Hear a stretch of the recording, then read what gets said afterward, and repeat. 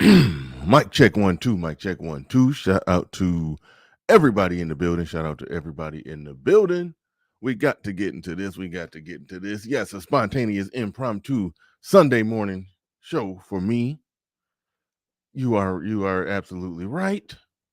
Don't adjust it. I know I haven't been going live Sundays. Sundays typically don't work for me, but I had an opening, a break in the action, and so I have got to get into this. A lot of things happened yesterday. Most of you already know the news over and I don't even think it was some big fallout on Lapeef.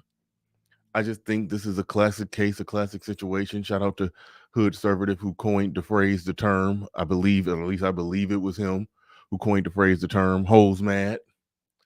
And one of the reigning high priestess of the sisterhood got mad at the Lapeef network. Did a stream, tried to call everybody to the carpet to be accountable for how they talk to women on their show, emboldening the women to no longer watch their show, boycott the show, don't go on the show, don't participate in the show, don't have anything to do with the show. That's the deal. And then she tried to bring Anton on. Well, Anton can't. She lured Anton in. I'm about to roll my intro. She lured Anton in by putting his wife in the thumbnail. Anton showed up for that. Then her whole skilo was to just get the man to apologize. Mr. Let Go came up. Get him to apologize. Everybody just say, I'm sorry. Like that South Park skit. She wanted them to kiss her ass. Kiss it. And then Lapeef came up. Actual Lapeef. JR. Apologize.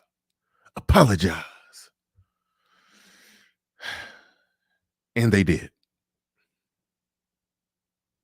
Kinda. Some of them.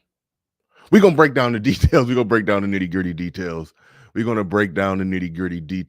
Shout out to Andre already in the building with a super chat. Appreciate everybody coming through. We're going to break down the details. We're going to get into it. We're going to talk about it. Shout out to everybody for coming in on this Sunday stream. Let's get ready to go. Let's get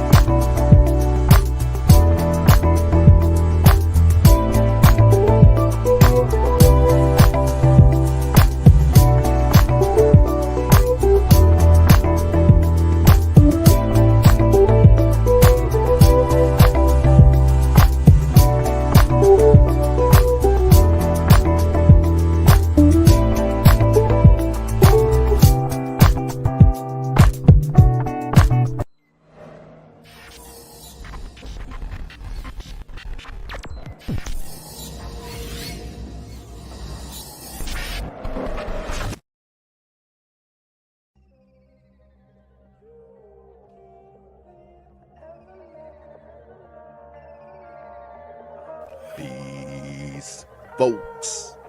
This is X from TPOT Media. Open your mind and wake your black ass up. You know what time it is. Hit that damn like button as you make your way in the door. Grab a seat, settle in, get ready. It's the Grown Man Hour with your host, my man, Bernard Riley.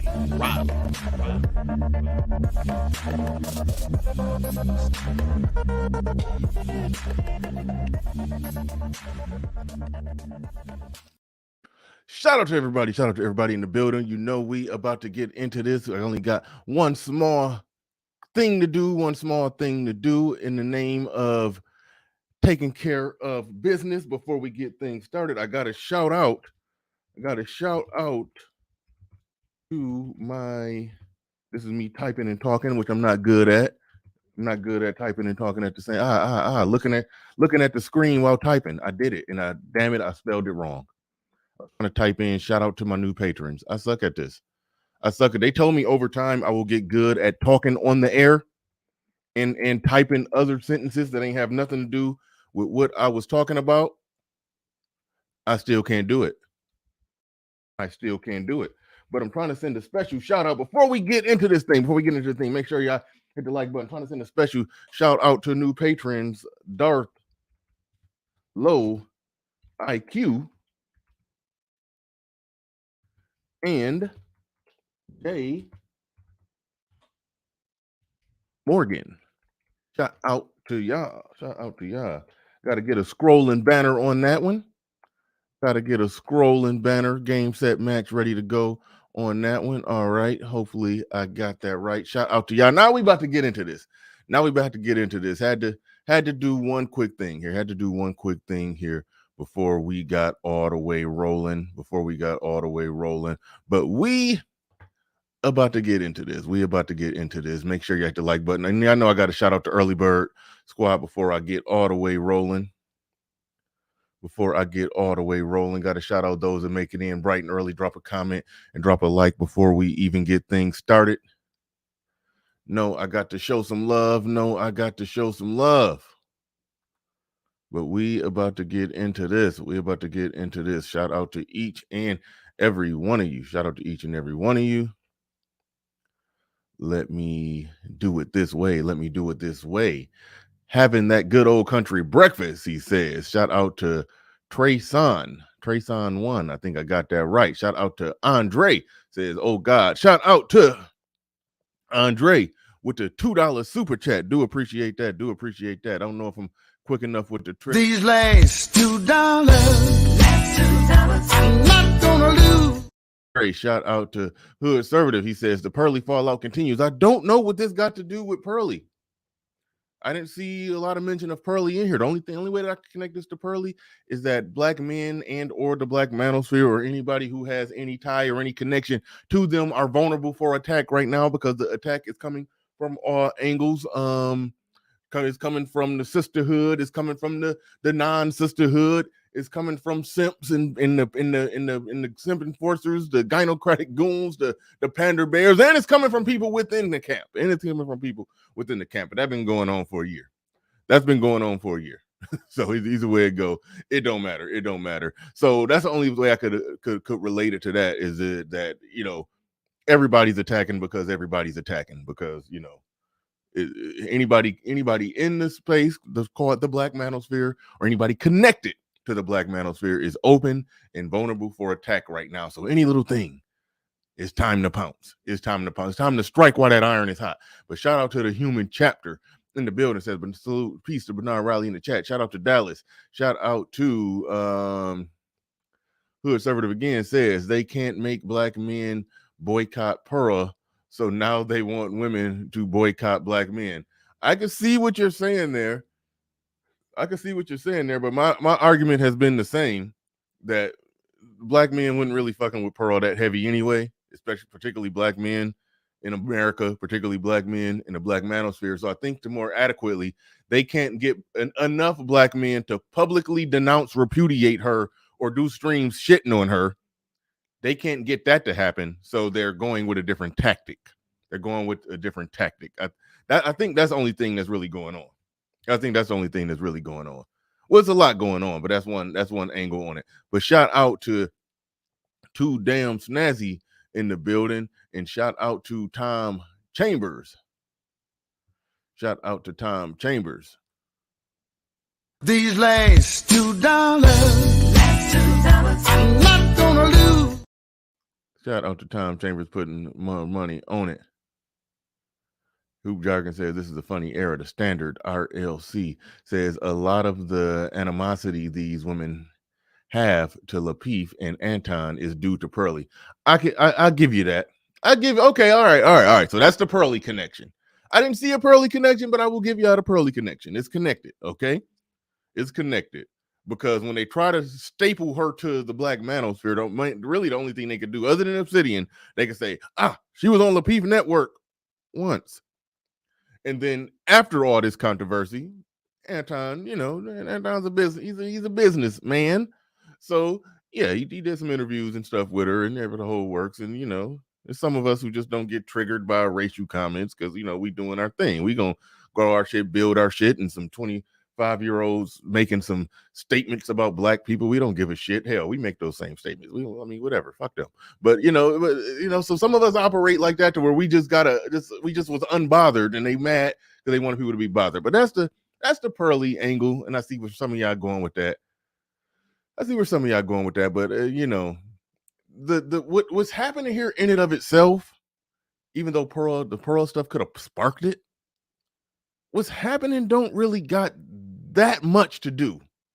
Don't really got that much to do with her, because there's something else going on here. There's something else going on here with this conversation, where this chick, this Yani chick, who I don't know that much about. I've seen her content a couple times. I've actually sat there and watched her content a couple times. And the stuff that I watched is very telling and it's going to be relevant to this conversation. But I can't, so what's going on here? What's going on here is that, and it's sort of written right into the title, who is he to tell men how to run their platform? And that is what she's trying to do. That is what she's trying to do. And the reason that she thinks she has some say in doing that is because she's operating under the assumption that majority, half, or a really large minority of their viewing audience is women, which it may very well be. I haven't seen their analytics. But if she's looked at her analytics and have seen that there's some overlap between her audience and Lapeef's audience, because they tell you who your viewers also watch. So if Lapeef is at the top of her list of who her viewers also watch, then she's going to embolden her women. She's going to try to mobilize the sisterhood to boycott that show. Don't watch that show. And the only reason for it is because women are looking unfavorably on that show. And they're looking unfavorably because they have some unfavorable actions. And those actions get called out, and they get argued, and they get debated. And those topics are contentious, and they get argued, and they get debated. And the women come on and they show their ass, and they look ridiculous. But guess who profits from it? Because black women, they don't got a problem with black women showing their ass and looking ridiculous. They got a problem with who's profiting from it. So the problem is that it's men running the show and profiting from black women coming on there showing their ass and looking ridiculous. That's the issue. She's not. So that's really what she was policing. She was policing that and a number of other things. But that's really, to me, that's one of the big ones. That's one of the big ones. Those men are running that platform. They bring the women on there. The women show out. The men channels grow. They make more money. They get more views. They get more subscribers. The men are winning in that situation. Kevin Samuels could get women to come on his show and say stupid stuff. That's a win for Kevin Samuels. It's a lose for the image of women. It's a lose for their image, even though a lot of truth was being exposed. It's still a loss for them. It's a win for Kevin Samuels. His channel grows. He goes viral. He makes more money. And he gets to be seen making true statements about black women. There are people that like to criticize black men for making true statements about black women. That is my understanding of what she is. And I wasn't 100% sure on that, but everything that I've seen, I've come to the conclusion that she's a diet Cynthia G. And if she's a diet Cynthia G, she got no goddamn business trying to tell men that they need to apologize or be more respectful to the women on your panel and this or that or whatever. You got no good grounds. Like she's calling for a ceasefire in the gender war, but she's a general on the front line of the sisterhood army. Like you can't do that. You can't be calling for a ceasefire and you ain't even thought about dropping your weapons. You still firing rounds. Like that's the bullshit that's really happening. If we're gonna keep it 100. But we're gonna get all into that. We're gonna get all into that. Before I start rolling the tape, before I roll the not so beautiful bean footage, let's get to holler at John 811 1101 in the building. John 81101 in the building. And like, don't be alarmed. I was like kind of cutting my hair a little bit before the show. And sometimes when you do that and you cut your hair and try to trim something, and then you go on the air and then you realize, you got hair in your mouth.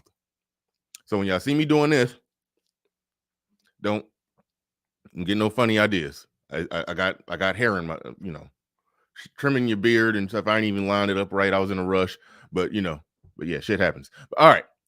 Says black men have to learn how to be comfortable with being attacked. Very true. If you have been in the sphere long enough, that's how it's always been. Absolutely. Be like Kobe and let the hate fuel you. I was just watching Star Wars last night. Let the hate fuel you. Because it won't stop. Yeah. It ain't gonna stop. It's just gonna come in waves. And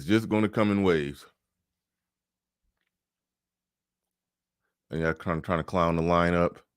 Hey, I save a lot of money cutting my own hair. And sometimes I do a good job. And sometimes I like look in the mirror before the show and be like, ooh. And then I'll just do a rush job. And then I look at myself on the camera and be like, ooh, should have just left it how it was. But anyway.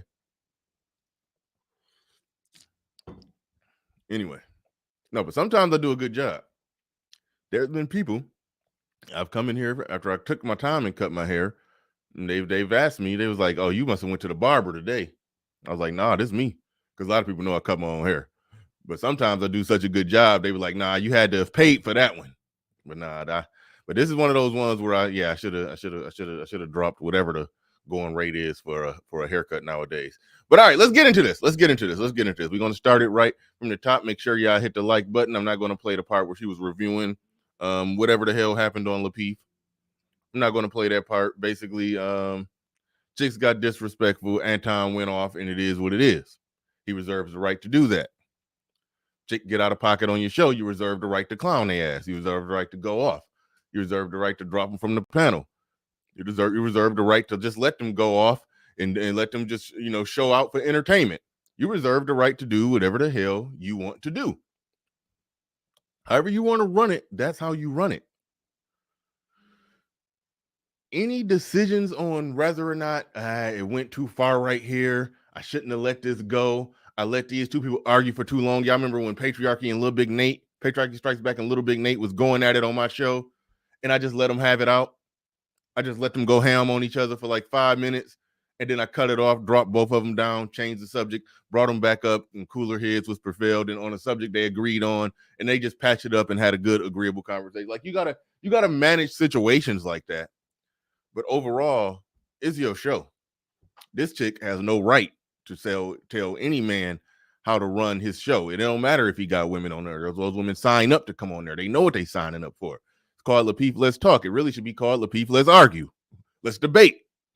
Just keep it real. That's what it is. A debate show. Fresh and Fit is a debate show. Kevin Samuels made it look like he was there to give advice on how to get a high value man, but really, no, it was there to debate women on Black Manosphere talking points. That's what it is. Pearly got successful. Why? It's a debate show. People like to see debate back and forth. That's what it is. She's trying to police it and say everybody need to join hands and sing We Are the World, We Are the Children together. But she don't got a We Are the World, We Are the Children show. Like I'm saying, stop telling other people to drop your weapons when you still firing off rounds. All right, let's have a wife. Would you want someone speaking this towards women? You back it up a little bit.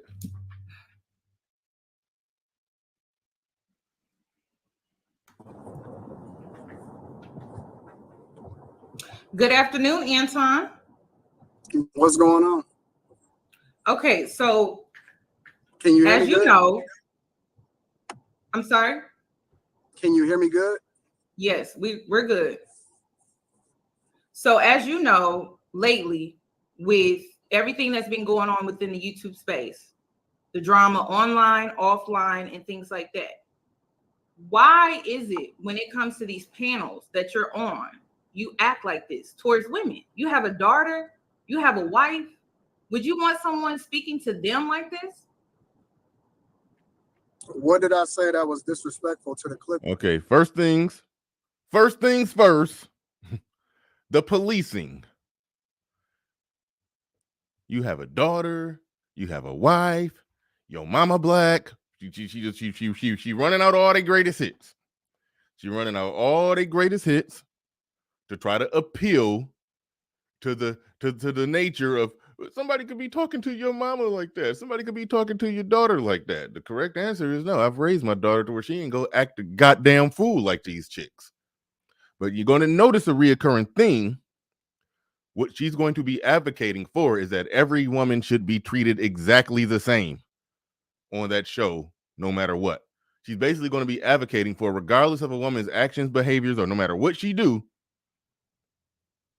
she should be treated with the same and equal respect. We're going to get into that because we know women don't give men the equal respect. In fact, their arguments are very clear that I'll submit to a man who's worthy of it. Oh, so y'all get to decide what man is worthy of submission, but men can't decide which woman is worthy of certain type of respects. Y'all get to decide who's worthy of getting some pussy or whatever the hell. Whatever perks y'all supposedly, allegedly give men, you are the decider on who you think is worthy of it per their arguments.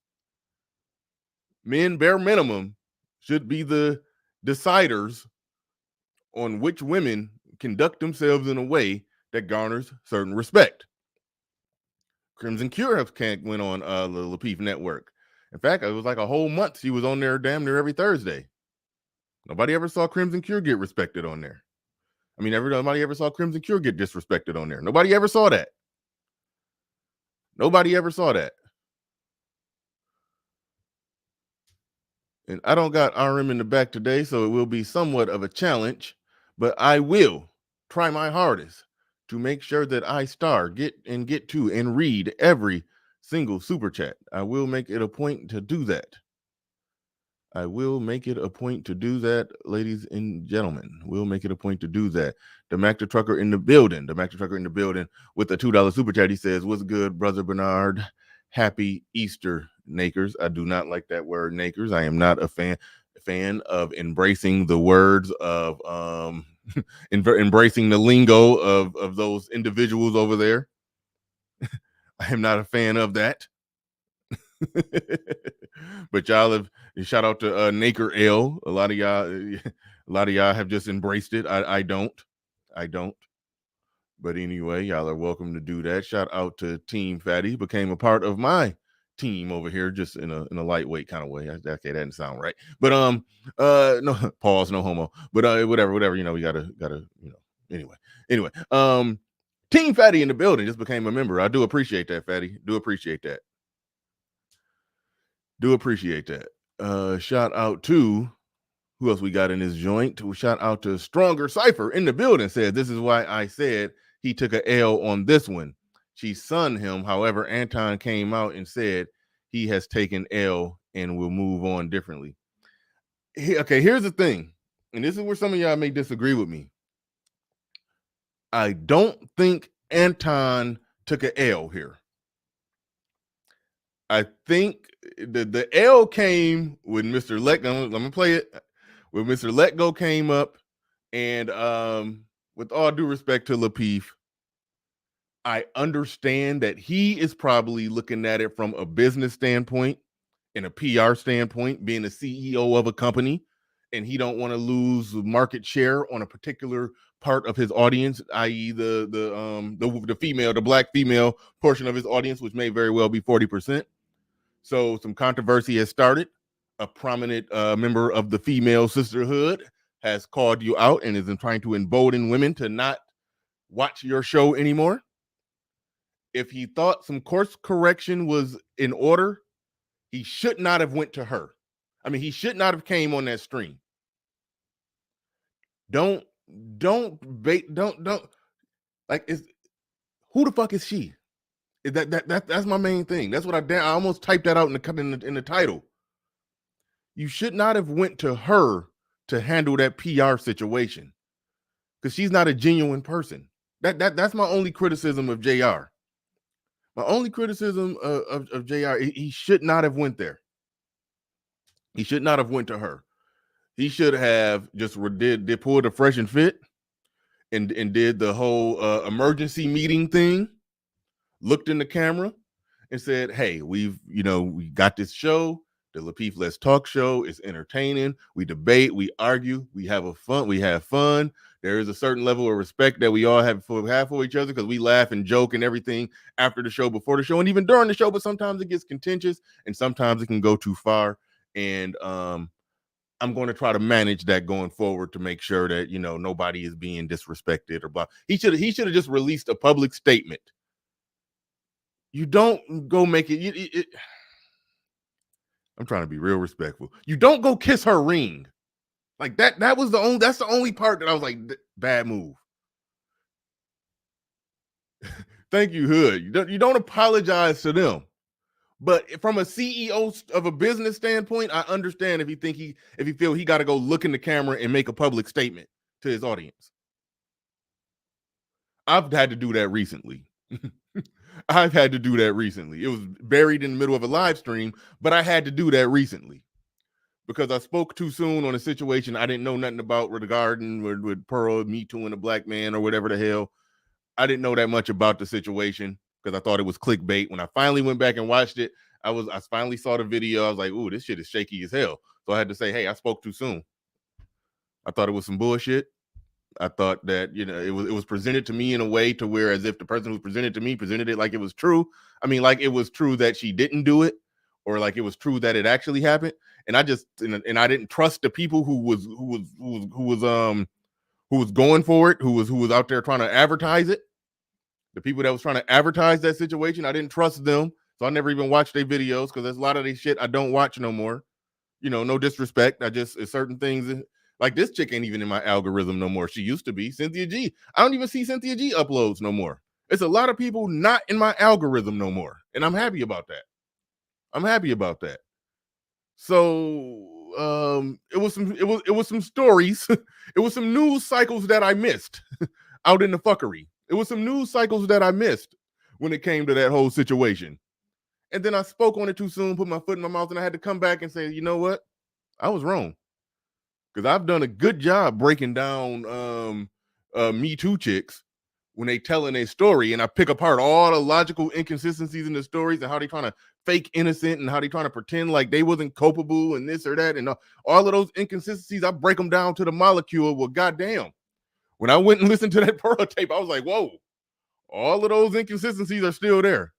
So I had to back up and say, hey, hey, So yeah, Roastmaster, it'd be all kinds of fuckery news that I completely miss.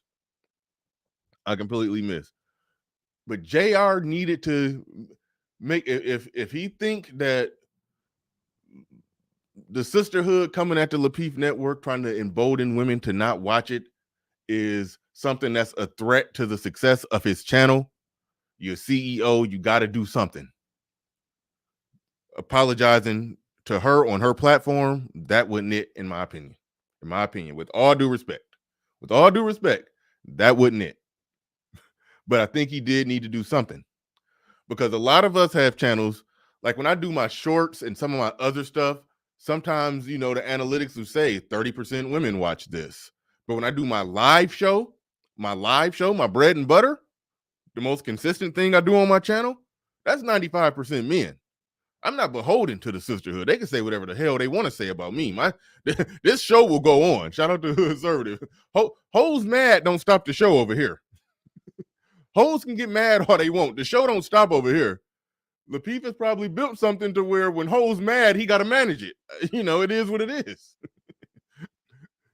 The Peep Network have built something to where if Hoes get too mad, they gotta do some management and damage control. It is what it is. I wouldn't have gave her the satisfaction of apologizing on her show. I wouldn't have gave her the satisfaction. Who the fuck is she? That's my take. That's my take. So that's what it is. That's what it is. But all right, but shout out to everybody in the building. It's gonna be difficult. Like I said, I'm trying to get to every super chat, trying to make sure I get to everyone. But I don't think, but yeah, this is where y'all gonna disagree with me. I don't think Anton took an L. Anton held his ground. I'm gonna get to the part where Anton gave in a little bit. Hood conservative, get a shovel and start digging until you see hell, and then dive in. That's just all I'm gonna say on that one, on that last comment you just made. All right, keep it moving, keep it moving. Shout out to the Mac the Trucker. Says Lapeef Network should boycott her haircut. Yeah, listen, man, I attack ideas and not people. I'm trying so hard. Trying so hard. Trying so hard not to take no shots. Trying so hard to not take no physical appearance shots. You know, people, on the internet trying to hold men accountable, looking all non-binary and shit. Okay, damn it, damn it. This is why I don't like y'all. Y'all bring the worst out of me. Y'all bring the worst out of me.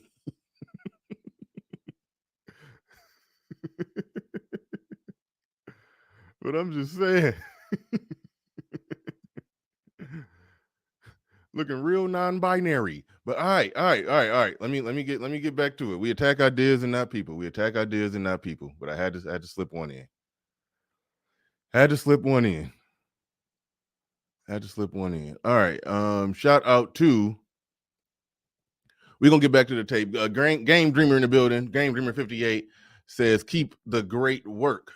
Keep the great work." I think it means keep up the great work. Absolutely.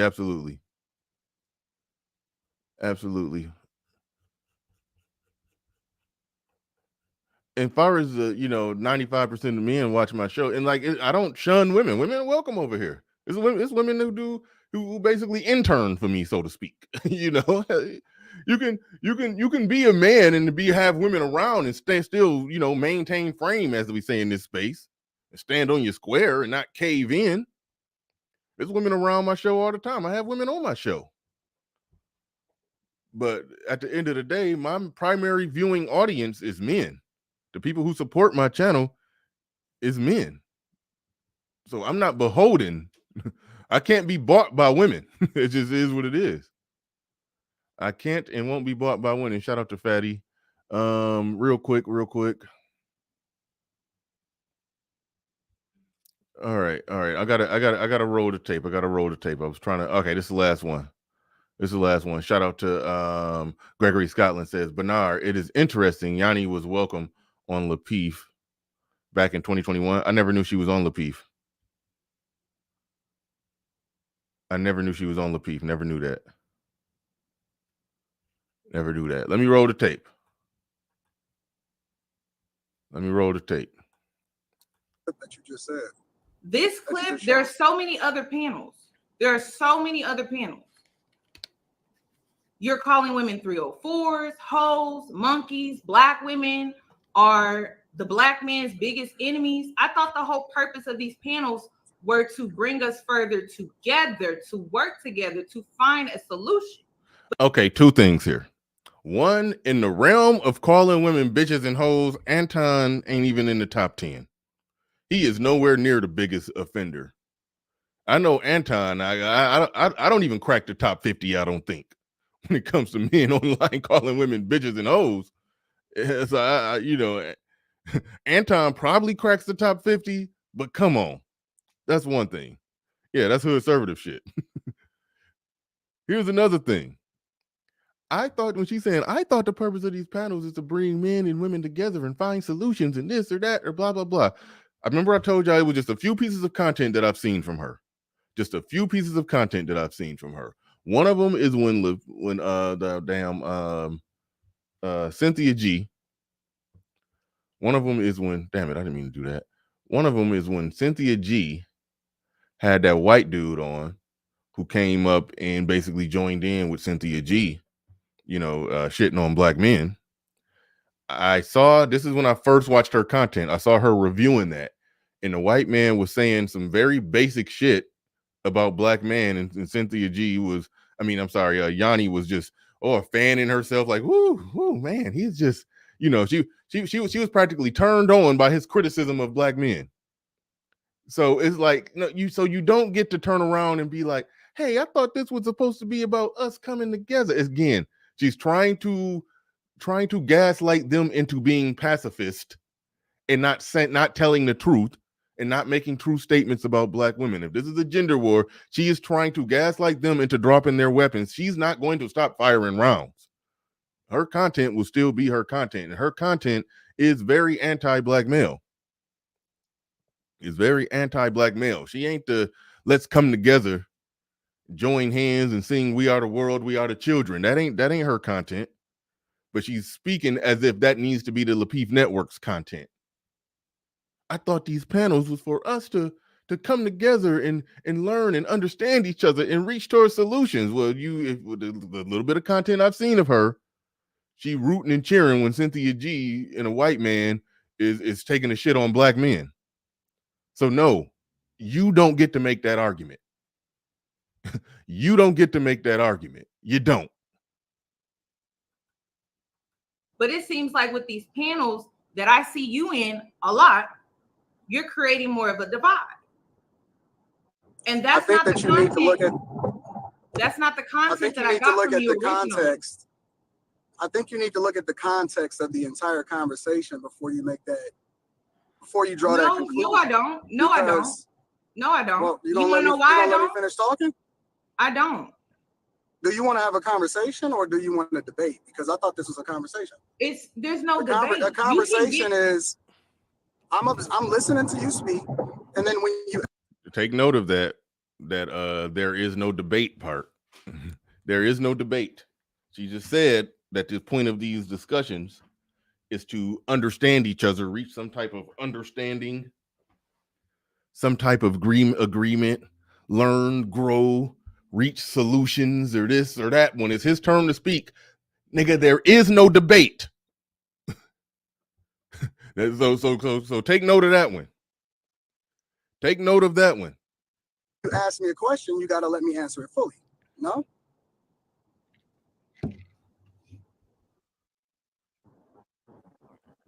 Hold on, y'all got to catch this. Now, this is where she good. Okay, now listen. A lot of these chicks is real cunning. And, you know, it's easy. It's easy to, you know, it's easy for them to trip you up. I don't think they're smarter. I think they're cunning. To be cunning is to be, you know, wickedly clever in how you maneuver. It's like you know, being smart, but it's being deceitful, and it's like clever. Clever is not quite the word. Cunning is the word. Look at the definition of cunning. For somebody to be cunning is to be, you know, intelligently dishonest. Like, you know how to intelligently deceive people. And I'm saying that for a reason. I'm freestyling the definition of cunning. I'm just going to look it up real quick. Definition of cunning: having or showing a skill in achieving one's end by deceit or evasion. That's the definition of cunning. I was about 75% right. Having or showing skill in achieving one's end by deceit or evasion. That's cunning. And that's what she is. You're seeing hellified tactics right here. Watch what happened. I'm listening to you speak, and then when you ask me a question, you got to let me answer it fully. No?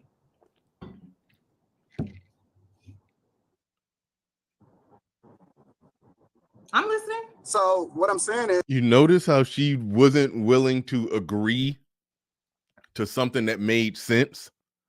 So she just she just pled the fifth. she pled the fifth on that statement that he made. That you're asking me questions and you want to understand the answer, you got to be willing to let me speak. And he said, "Is that right?" And then she just exercised her right to remain silent. She didn't want to concede that point. She didn't want to give an inch. She didn't want to cede any power at all in the conversation. I'm keeping a high ground. So by her not saying nothing, that's her basically you know, she basically saying, continue talking. No, I don't accept what you just said. What you just said made sense. And what you just said is conducive to the type of productive conversations that I'm saying y'all need to have. But I'm not willing to have that type of productive conversation. So I'm not going to say anything. But if I do say something, if I do concede to this point that you're making, then I'm going to lose ground and ability to manipulate and control the conversation and make the argument and steer the argument in the direction that I want to steer it to. She don't want to lose that control. She don't want to lose that power, but she don't want to be seen disagreeing with that statement. So that was very cunning and evasive to just be quiet and say, I'm listening. That's what I mean. That's what I mean when I say they ain't smarter, but they're cunning. They're very cunning. Now, even when I'm in conversations, if I see somebody doing something like that, I normally let it go. But I even like I need to work on, forcing a confession. No, you're going to agree to these terms. I'm not just going to carry on until you agree with these. If you can't agree to these terms, then no, we're not going to go forward. Then we're not going to go forward. Then. Jamari81 in the building says this Pearly situation is just an avenue for pro-blacks and feminist misandrists to cipher away those subs who were leaning that way. I think this is a good thing by exposing chameleons and panderers. That's kind of a different topic. But at the beginning of the show, we did talk about the connection between the two things. There is a connection between the two things. But let's go to who else we got in here. Dusty Nuts in the building says, somebody named Dirty Mackin looks like she has an agenda going, and I think it means an agenda going on. Yeah, no, definitely. Yeah, that's the easy part. That agenda is the easy part. We see that a mile away. Shout out to Dirty Mackin said, is that a real female serious question? As far as I know, I mean, okay, I ain't gonna play with y'all. Yes, it's a real woman. I ain't about to play with y'all. All right, I got my joke in earlier, but when we about to go forward, not even gonna play with y'all on that one. Son is Hot Ron the building says her whole demeanor / attitude was basically apologize, shut up, and know your place, nigga. Yeah, that was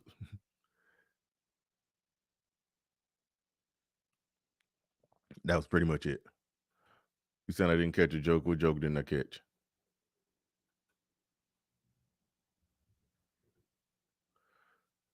But shout out to everybody in the building. Appreciate each and every one of you. Hopefully I'm getting to all the super chats. I'm trying. But all right. We about to roll this thing. About to roll some more of this. Let's go. I think you need to look at the context of the entire conversation. You can't do what you want to do as an individual and then think that you don't get the same energy. For example, the clip that you just showed, I was talking and then I was rudely interrupted. After, on my own panel, I waited until they got done speaking and then I started to give what it is that I said. Now, if you actually look at my show, afterwards, she admitted that she was wrong and she was moving a certain type of way and she actually publicly apologized. Because actually that woman that I had got into it with, Queen Sheba, I've defended her. And you can ask her specifically. I defended her against a lot of people that was actually coming against her, a lot of men individually. And you can actually ask her to cam up. That came for her, that literally was trying to dox her, that was trying to abuse her. And specifically, I worked with her and her husband to ensure that she was safe. And I went against the guy that was trying to go against her. Now, on an individual level, on that particular video that you just showed, she admitted that she was disrespectful and she tried to stop me from saying what I was saying after I was having a conversation. So my thing is, if you're going to have the same energy, then have it across the board, because I'm not saying that I'm 100% right all of the time. And when I believe that I'm wrong, I apologize. But at the same time, you can't say that I was wrong on that when her herself came up to my show the next day on the Millionaire Morning Show and apologized for being disrespectful because her intentions was bad from the outset.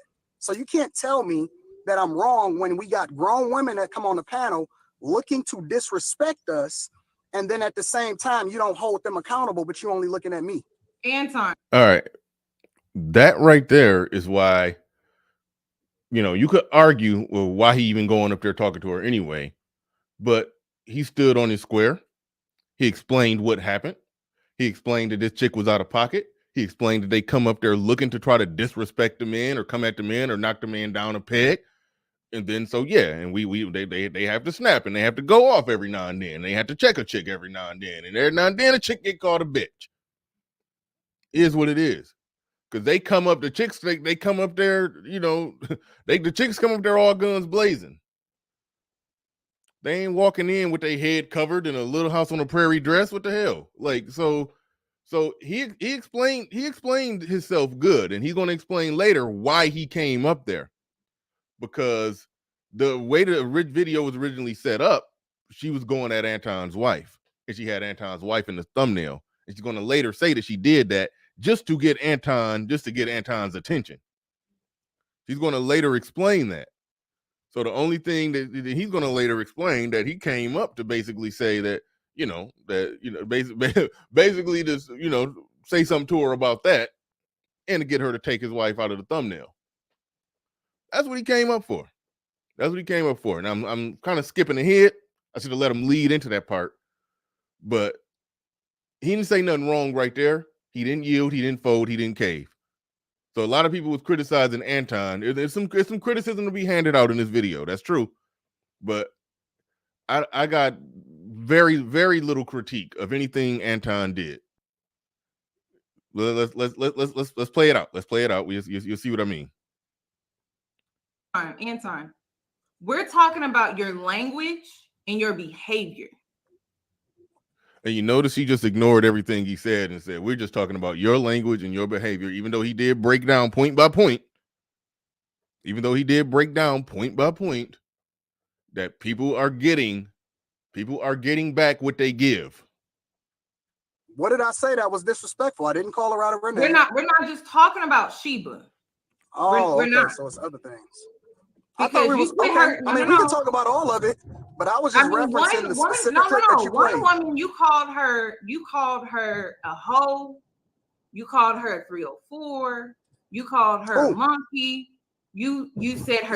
You gotta be specific. You gotta be specific. Country something. I don't know her name like that. Country something.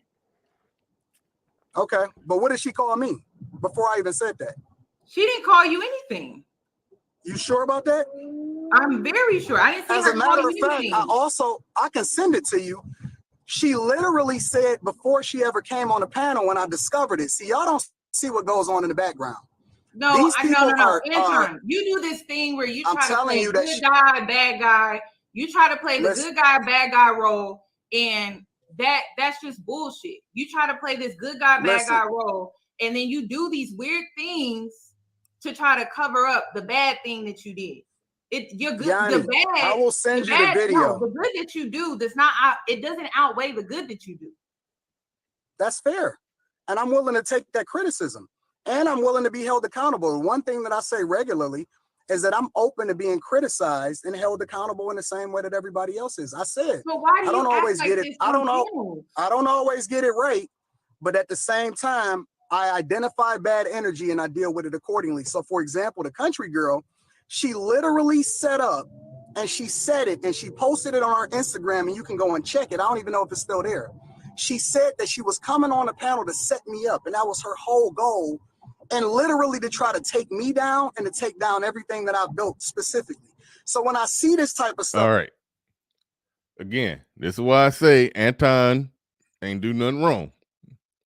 You can say he wrong. Don't even get his bitch the time of day. Understand if that's your position. Don't get these hoes the time of day. I respect that position. But what he is saying is he's breaking down her bullshit to the molecule on that one. This is a chick who he found out later basically said she's out to destroy him and everything he built. And she, got her made her way to his panel and came in hot. If she got called a hoe or whatever he called her, that's what the fuck he called her. She earned it. That was an earned response. She's trying to take it from the standpoint of, why are you saying anything bad about a woman at all on your panel? That's why I go back to the title. Who the fuck is she to tell other men how to run their platform? I see what somebody just said in the chat room.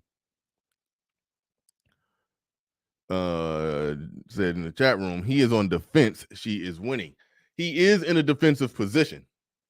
The very nature of what she's doing is offensive. In order for him to put her on the defense, well, I mean, there's ways to put her on defense, and he kind of did, but she sidestepped it because he said, these chicks are coming up here with all kind of out-of-pocket bad behavior. You're trying to get me to stop. You're not trying to get them to stop. You're not trying to call them out for their behavior. He did do that, and she sidestepped it and just tried to put it right back on him.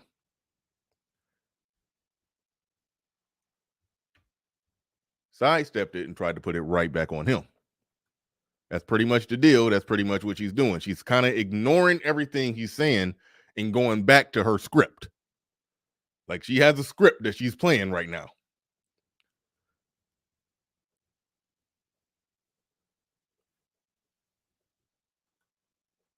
Or people send it to me and they say, yo, fam, this is what her whole goal is. She didn't come up there with good intentions in the first place. But he's making the point, and I do like that the point is being made, that yes, they have that show. They bring the chicks on. That's the bread and butter of the Peep network. That's the show. They get 2,000 views, 2,000 live views. Like that's the bread and butter. People like that show because it's men and women up there arguing and debating. It is what it is. People like that show and they rock with it because of that. It is what it is. There's no getting around that. But in the midst of doing that, when they decide to play that game, which I don't knock that game. I do not knock that game. Everybody who we've seen really be successful at this shit, not all, but most of the ones who've been really, truly had that next level degree of success. Kevin Samuels have women come on there, they're interchangeable female props that he used as the backdrop for him to make all the points that he want to make and pick apart their bad arguments. Fresh and Fit do the same thing. Pearly, even though she's a woman, even though she's a densely white girl, she stole that same business model. The people that we've seen blow up and get 1 million subs, there is some way, form, or another a business model of men and women arguing, or in Pearly's case, a woman arguing the man's point to women. That is the deal. And what that's going to breed is some disingenuous chicks not coming in good faith, trying to bring you down and tear down your platform, just like this Yani chick is trying to tear down the Peep network platform right now. So if a chick come up trying to tear down their platform, yeah, okay, they got to deal with it. If a chick come up attacking a man, yeah, they got to deal with it. Up to and not excluding calling her a bitch or whatever the Anton called her. So to try to argue that he shouldn't do that, that is some bullshit. That is some outright bullshit. David Olerking II says Pearly, in quotation marks, stole the business model. Okay, stole is she copied it. I mean, she saw it, observed it, and watched, rinsed, and repeated. I mean, when I say stole very loosely when I'm talking this coming to content and phraseology and all of this and all of that. You know, I don't get up in arms about, you know, somebody using air quotes now stealing something. The bounty system that everybody use now, that I don't know if Peep network does it, but I know it's a staple on Fight Club. I know Angry Man uses it now, and I think I've seen it in some other places. I started that. You've never heard me say they stole my idea. No. They saw a good idea and they ran with it, and they perfected it and made it better, actually. And I'm about to steal the way that they perfected it. Steal with air quotes. Like it's an open market. It's an open business. If somebody, you know, If nobody ever saw anybody do the moonwalk, and all of a sudden somebody do the moonwalk, then goddamn it, guess what we gonna see in another month? A bunch of people doing the moonwalk. It is what it is. You did it first. Capitalize off your shit first. If somebody else come and make your shit look better and they make more money off of it, if it's not something that you could put a patent on, if it's not something that you can copyright, then if it's not something that you can trademark, then it just is what it is. So don't think that I'm saying something that I'm not when I'm saying that she stole their business model. She copied and mimicked their business model. That is what it is. I'm gonna deal with it accordingly. I'm not just. But let's back up to what Anton is saying here. This is where I got no problem with what Anton is saying. There's a lot of people who's dissing him, saying he took a L. I got no problem with what he's saying. Down and to take down everything that I've built specifically. So when I see this type of stuff or people send it to me and they say, yo, fam, this is what her whole goal is. She didn't come up there with good intentions in the first place. I'm gonna deal with it accordingly. I'm not just gonna let shit ride just because they're a woman. A woman can be just as spiteful and just as mischievous as a guy can. And just because they come in sheep's clothing don't mean that they're not coming up there with a specific agenda. And they do often at times they do. And just because I don't say it right then and there, don't mean that that's not what the goal is. That's facts. That is absolute facts. She's mad. She's mad that men are calling women out. They're mad that female bullshit and female fuckery is being exposed on prime time. That's what they're mad about. But it's always been exposed and always out there. They're mad because black men are profiting off of it. When nobody boycotting Jerry Springer, they're mad because black men are profiting off of it. Flat out. And if you want me to send you the videos and the evidence, I can do that too. Anton, you're a businessman, right? Remember when I said she's ignoring everything that he's saying? She's going back to her cue cards. She's basically just, this whole thing is a way for her. She's trying to deflect back to, all roads lead back to, don't say nothing bad about women. Don't criticize these women. Don't speak bad against them. Be nice to them. Be kind to them. Don't criticize them. Don't shame them. Like that. That's what all roads lead back to. Defense of women, regardless of their behaviors, regardless of their actions. That's what all roads lead back to.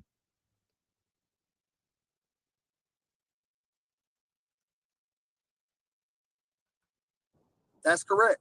Okay. How is this professional? You have every right to not bring her on. If that was her point, I didn't bring her on. No. If that was her point, that is the show. The show is people coming up and arguing. When I do the shows, and mine, I do night shows where I have women on there and we debate. All right. I don't know the chicks that's going to come on. Sometimes they come on and say some stupid shit. Sometimes they come on and they make a good point. We go back and forth and we debate and we argue. Sometimes they come on and they just too agreeable. The ones that are too agreeable, those are the ones I really don't. I mean, in real life, I like an agreeable chick. But far as a YouTube channel, a show where men and women discuss and talk the social dynamics between men and women, yes, you want the ones that disagree with you. You want the ones that disagree with you. It's a reason why Kevin Samuels said disagreements only. Hell, if we even go back through the archives and remember when Pearly Thing called into Kevin Samuels' show, this was back before she blew up. She just called in like, yeah, I just want to say I totally agree with you. Like, no, bitch. I said disagreements only. Bye. That's basically how he did her. Look it up. But disagreements are the name of the game. All right. Now, sometimes those disagreements will be genuine disagreements. Sometimes they will be bad faith disagreements. Sometimes it will be somebody who actually hates you and trying to bring your shit down. They will get cussed out. But either way, they are arguing. She is arguing that no matter what the nature of how this chick comes up there, you are to conduct yourself with class. You are not to do anything. You are not to take any shots. You are not to, basically, it's trying to gaslight them into doing a dry, non-entertaining show where they just, have a nice, peaceful, cozy, cuddly conversation with the women. Okay, tell me what you think about this. Oh, that's wonderful. That's what you think. That's great. All right, next, go to the next person. It's like no. They're gonna have, it's gonna be jumping over there. It's gonna be they're gonna be popping off. They're gonna be going off. They're gonna say something. Hoes gonna get mad. Shout out to Hood Conservative. Hoes mad. Chicks gonna get mad over there, and then there's gonna be some arguing. That's what it is. That's what it is. Point to set you up, and you knew that. Why would you engage and be? But see, that's the thing. You have to think about it. You have to think about it from a professional standpoint. You made money off of disrespecting her and discarding her in the way that you did. Correct? Yes, y'all are tools. Let's just go on and go there. The men who use women on their platforms to grow their platforms and make the money because they got women on there arguing and debating points, and women are losing the arguments, and the men are dunking on the women in the arguments. Those women are tools. Yep. I wish he just would have owned that one. They're tools. They're tools that we use to draw in an audience and make money. Well, why wouldn't you just separate yourself from a woman that you thought was problematic like that? Nope. They're tools. They use them to make money. Respect they pimping. Correct. That's correct. Okay, so how are you in? J.R. Lapive and to an extent Anton, they can't say that. They can't say that. I'll say it for them. JR, they got to be CEOs of a company. They can't say that. I'll say it for them. Innocent in this situation. You're not. I didn't say I was innocent. Okay. I didn't say I was innocent. So what's the point of defending your behavior? The women on Fresh and Fit show, the women that was on Kevin Samuels show, the women on the Lapive Network, they are interchangeable props. It is what it is. They're mad because black men are at the head of it, running it and making that money. That's what they're mad about. That's what they're mad about. Behavior. What I wanted to hear was, my bad, I messed up. I shouldn't be speaking to women like that. Period. No. I've messed up before, but I didn't mess up with them. That woman that you just called. See, that again, that's why I'm saying Anton ain't taking an L here. He can acknowledge that there are individual situations where I went off and went too far. That happens. That happens. Even to the most toxic men. I mean, the most toxic of us could probably say, "Damn, yeah, I snapped. I went off. I didn't have to call her this, more bitches than what Tupac called Janet Jackson in Poetic Justice. That wasn't a good look. Me losing my shit like that. So yeah, even the most toxic of us could take a step back and be like, all right, yeah, that was a bit much. That was a bit much. Even the most toxic of us could take a step back and do that. All right. Even the most toxic of us could take a step back and do that. But what he's saying that I think some people was missing, he's saying in individual situations where an individual woman deserved it, no, I'm not taking a step back on that one. I said what I said right there, and they had it coming. Now, in the situations, in the broader situation, if you're just talking broader, then am I just going to apologize to the universal collective of black women in general on some Jada Pinkett? When you called Gail a bitch, you called me a bitch, you called my daughter a bitch, you called my mother a bitch, you called all of us bitches. Like, no, fuck that. No, I will apologize to the individual woman that I went too far on. But a universal hive collective apology, no. Now, if he did that, then I'd be like, nah, because there are some individual situations where some chicks got out of pocket and you said what you said, and that's that. Like, that's really, truly the difference. The woman that you use as an example, the clip that you just played, and the woman that you use as an example, those are not the ones that I messed up on. I have messed up before, and I have apologized publicly for the ones that I messed up before. And I'm even open to being helped. Yes, I have. Yes, I have. No, you yes, haven't. I have. Because if you would have apologized in the way that you needed to, people wouldn't be turning away from you right now. And I don't even know the situations who's turning away from me? People. The She can't name nobody. Shout out to Roastmaster with the $5 Cash App, says great content. And shout out to John. I'm gonna call you. Okay, well, I already fucked up and said your government. All right, I'm gonna say Jay Thomas. I'm gonna say Jay Thomas, and I'll get you scrolling on the banner. Shout out to everybody joining the Patreon. So glad y'all doing it. So glad y'all doing it. I've been consistent putting content up there on the Patreon. It was just recently a good discussion me and SKC had. It was a number of debates going on in that show. Well, not really debates, but good discussions. But at the end of it, me and SKC had a conversation I've been wanting to have with him for a while about SYSBM, because he always saying, y'all need to drop the idea of black and y'all must want to save the community. And I'm like, you're a part of SYSBM. It has save and black in the title. It's a pro-black male organization. So you can't tell us that we need to even quit referring to ourselves as black or calling ourselves black. You're SYSBM. Save yourself, black man. You're a part of a pro-black male organization. You acknowledge black. Why are you saying that people need to not acknowledge black? And you acknowledge it in the name of your organization. That means it's a pro-black male organization. You want black men to progress in a different way. So we had a debate on that, whether or not SYSBM is a pro-black male organization that denies the existence of race. Okay, I'm straw manning them a little bit, but it was a good conversation. It's on the Patreon. Check that out. Shout out to Jay Thomas. Let me make sure I got you right. Shout out to Jay Thomas. Appreciate everybody in the building. Make sure y'all hit the like button. We rolling. I will open this up. I got you because I got more parts of this I got to get to. I do want to get to the Mr. Let Go part. If I don't get to the JR part, I'll just summarize it, because at some point I do got to open this thing. I'm an hour in. I normally open it up at an hour. So I got a lot more to get into. All the super chats will be read. Dirty Mackin, he says, out here looking like a black Jet Li. Man, get out of there.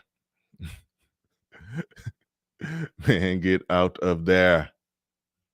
Get out of there.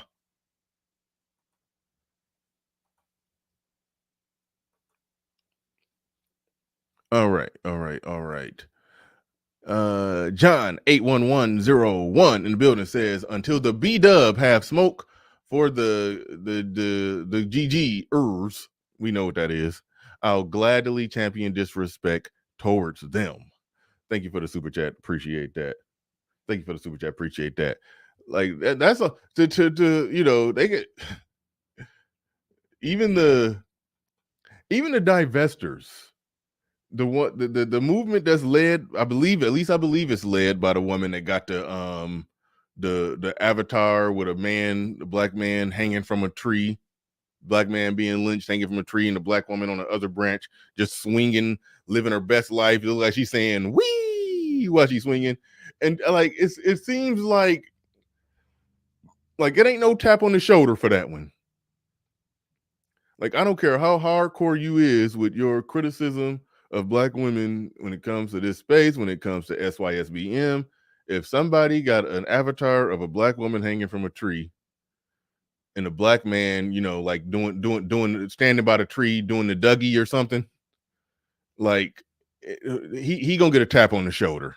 That's just all to it. he gonna get a tap on the shoulder. Like, bruh. It's like this, that ain't it. Like that the shelf life on something like that is probably like maybe an hour or two before he get a tap on the shoulder. Like, for real. The fact that ain't nobody, it ain't even a discussion nowhere in black femaledom, black female social media. There's no serious discussions about that thumbnail. I mean, that avatar picture. That avatar picture, that's a wild avatar picture. That is a wild avatar picture. That's just all I gotta say to that one. That one is wild, and nobody, like even the major critics, of black men, you would think you would think that they would be like, hey, this ain't it. That's too far. But then again, there's the Abort Black Male Babies squad. But anyway, so yeah, no, it's wild. It's wild. But Sigma Tiger 24 says Anton shouldn't even took this conversation seriously, gave too much emotion, nothing to prove to her. I agree with that statement. But he explains later why he came up. See, she have her agenda. Anton got his own agenda too in this conversation, and he about to show his agenda pretty soon. Anton did have his own agenda in this conversation. Clue Channel in the building says, "Dear just pearly things, please interview the." Oh wow.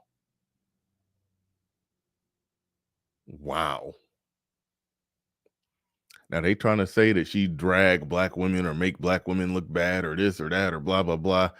Then they got an argument. You know, having the modern woman debates with chicks from the UK that's black or blackish or racially ambiguous. That ain't the big that don't jump off the page to me. But if she do some shit like that, okay, yeah. She's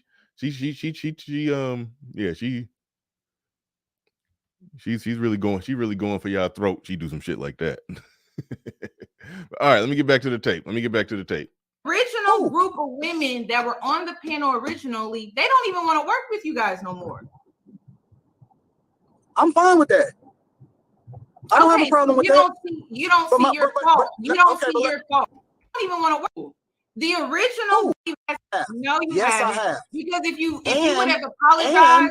would have apologized in the way that you needed to, people wouldn't be turning away from you right now.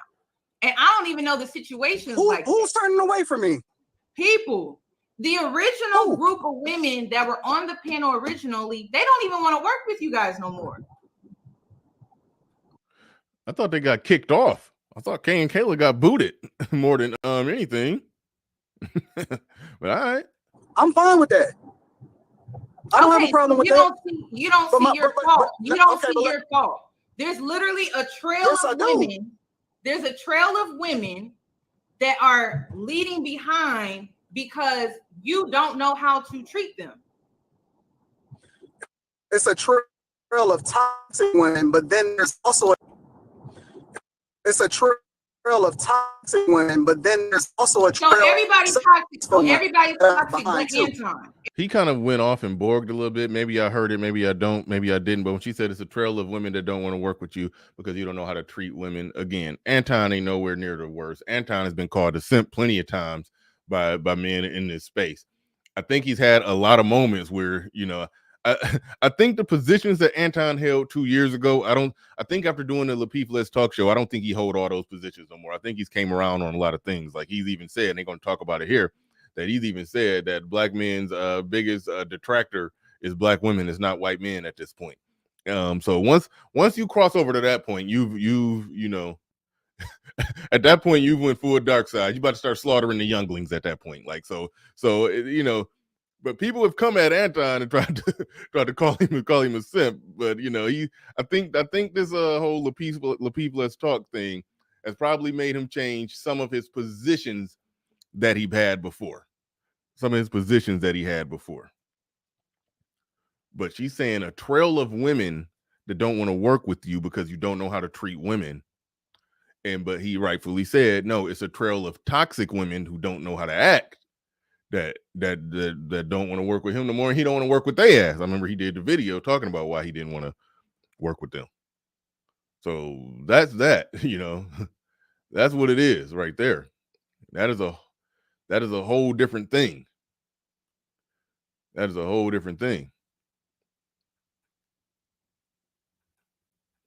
Everybody's toxic but Anton. No. Let's talk about Lucky. Let's talk about Island Girl Q. Let's talk about a lot of different women that I've actually put on. I've actually put a lot of money. You wouldn't even know some of these women that's making a lot of money. No. Why is the common denominator in all of these women Anton? Why? Because I brought out the toxicity in them? Because I showed them for who they really were? See, the No. thing that I'm observing right now, Instigate. Like I said, you play this good guy, bad guy absolutely role. I do. Okay, you instigate. Mhm.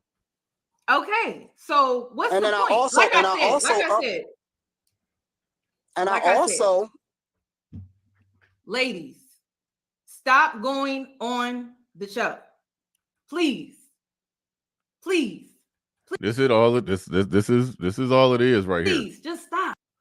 That's that right there. That's what you want to do. Like, yeah, okay. I'll go ahead and call out these names: Jameson Wagner, David Olerking. You saying buck breaking? Somebody, Jameson Wagner, saying she got him bent over the stump. Y'all remind me. Look, y'all put it like this: y'all are the dudes who, for whatever reason, y'all talk like y'all men, like y'all masculine, like y'all red pill, but y'all get y'all rocks off trying to basically pin an L on a man. Y'all get y'all rocks off, y'all cheering, y'all seal clapping, y'all root for that. And if a man have an exchange with a woman and she maybe like win 15% of the argument, she get the leg up just a little bit, and y'all niggas want to root and cheer and start seal clapping, and y'all niggas basically join the sisterhood. Y'all basically join the sisterhood and start rooting for a man to lose in an exchange with a woman. That's literally what y'all do. That's literally what y'all do. The only thing you could argue is that he probably shouldn't have even went up there and gave her the time of day, but he's going to explain why he did it because she put his wife in the thumbnail. But y'all dudes, y'all basically turned it to, Nango, Iboko. Like, I can't even do that, but that, yes. Like, they in there talking about, when she make a good point, they down there like, hey, doing that. They on that shit. Them niggas down there talking about some yas. You tell him, hunty. Like, they on that shit. That's what y'all niggas be on. Y'all get y'all rocks off trying to root for a man to fail. You niggas is in the sisterhood. Put on the pussy hat, join the slut walk. For real. She told him.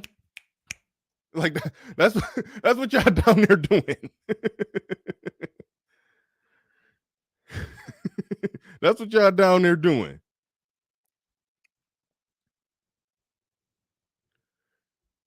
In my estimation, she's losing, and she had to mute him, look at the camera, and just appeal to the women to not go on his channel no more. She's trying to depict one of the least toxic men that's on the periphery of this space. I don't know if he claimed Black Manosphere or not. I don't think he do, but they're definitely adjacent to it. She's trying to depict him as she's trying to talk to him like he Minister Jap or some shit. Like Minister Jap would look right in the camera. Yeah, I called them bitches hoes, and I called them bitches some hoes because them hoes some bitches.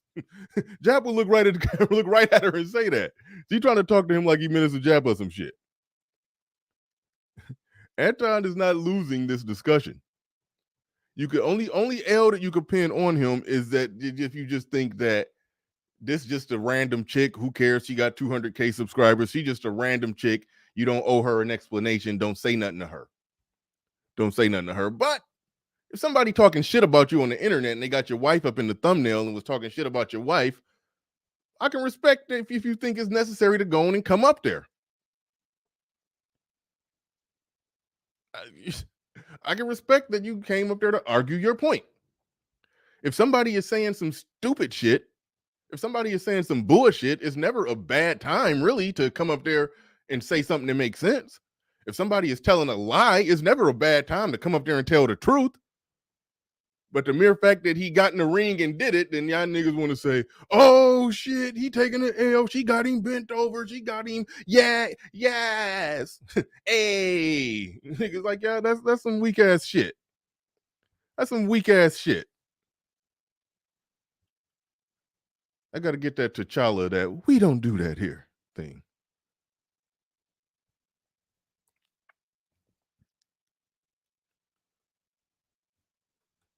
Everything he said made sense.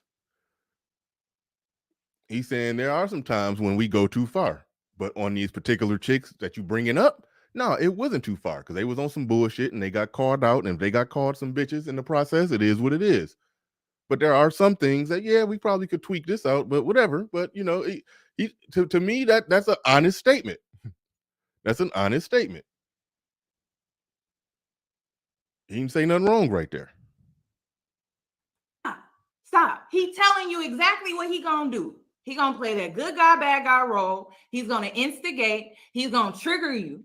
He's gonna get to know you, know your personal life, know your personal details, and then he gonna bring you onto the panel, and he's gonna trigger those issues, your trauma, and weaponize it against you so that he can get paid on his platform.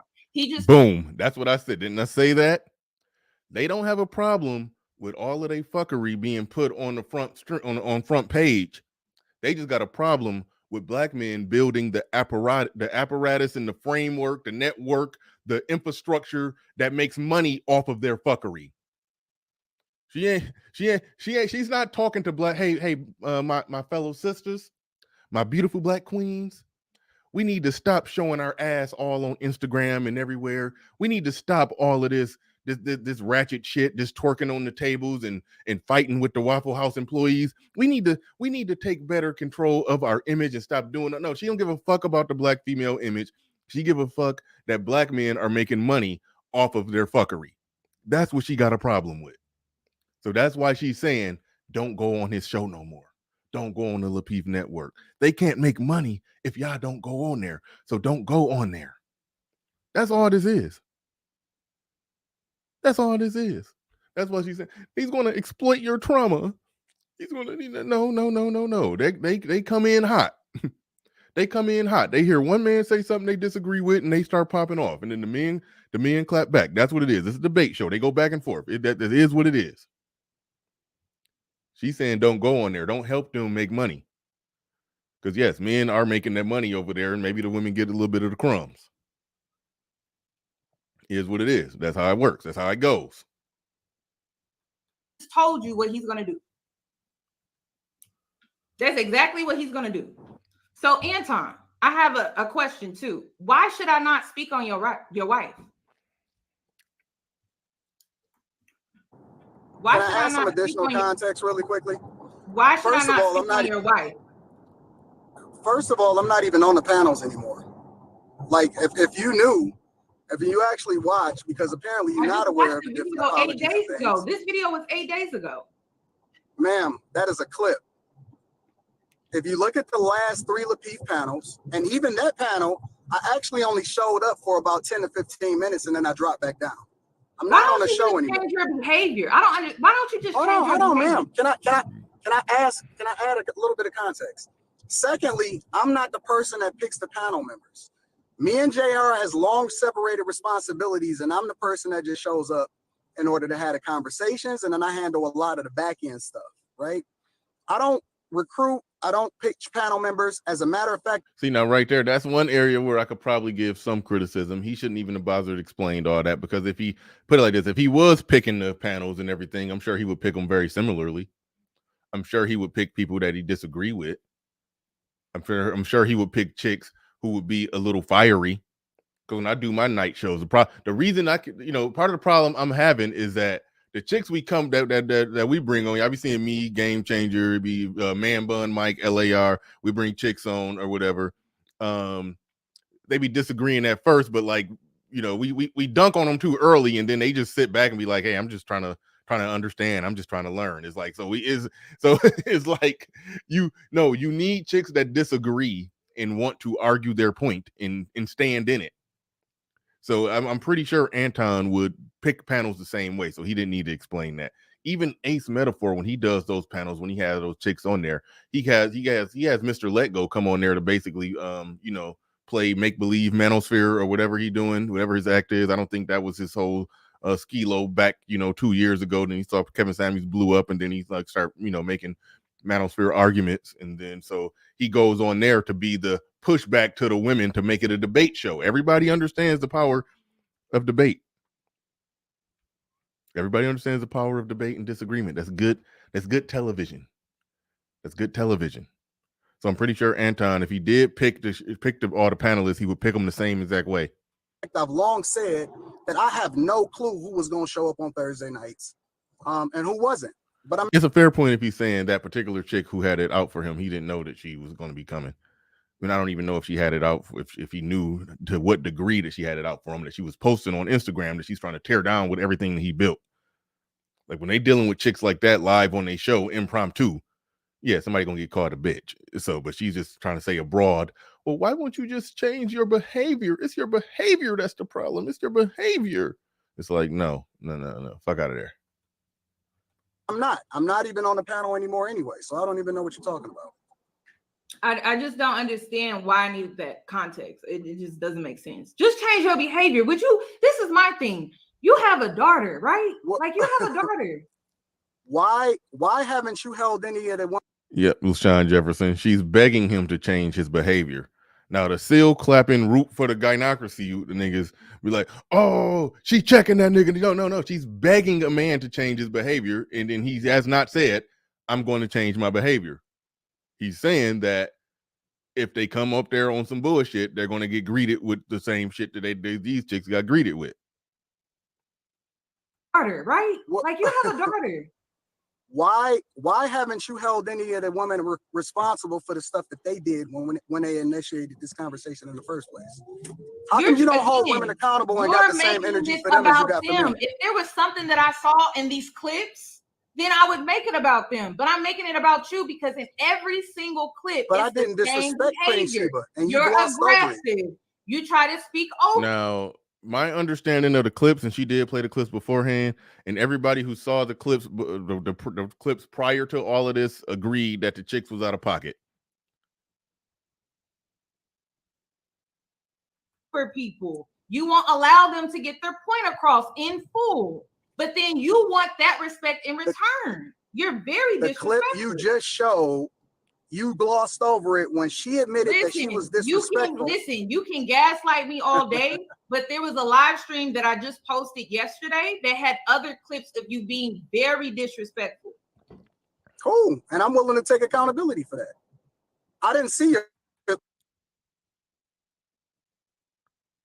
Jameson Wagner says, change your behavior.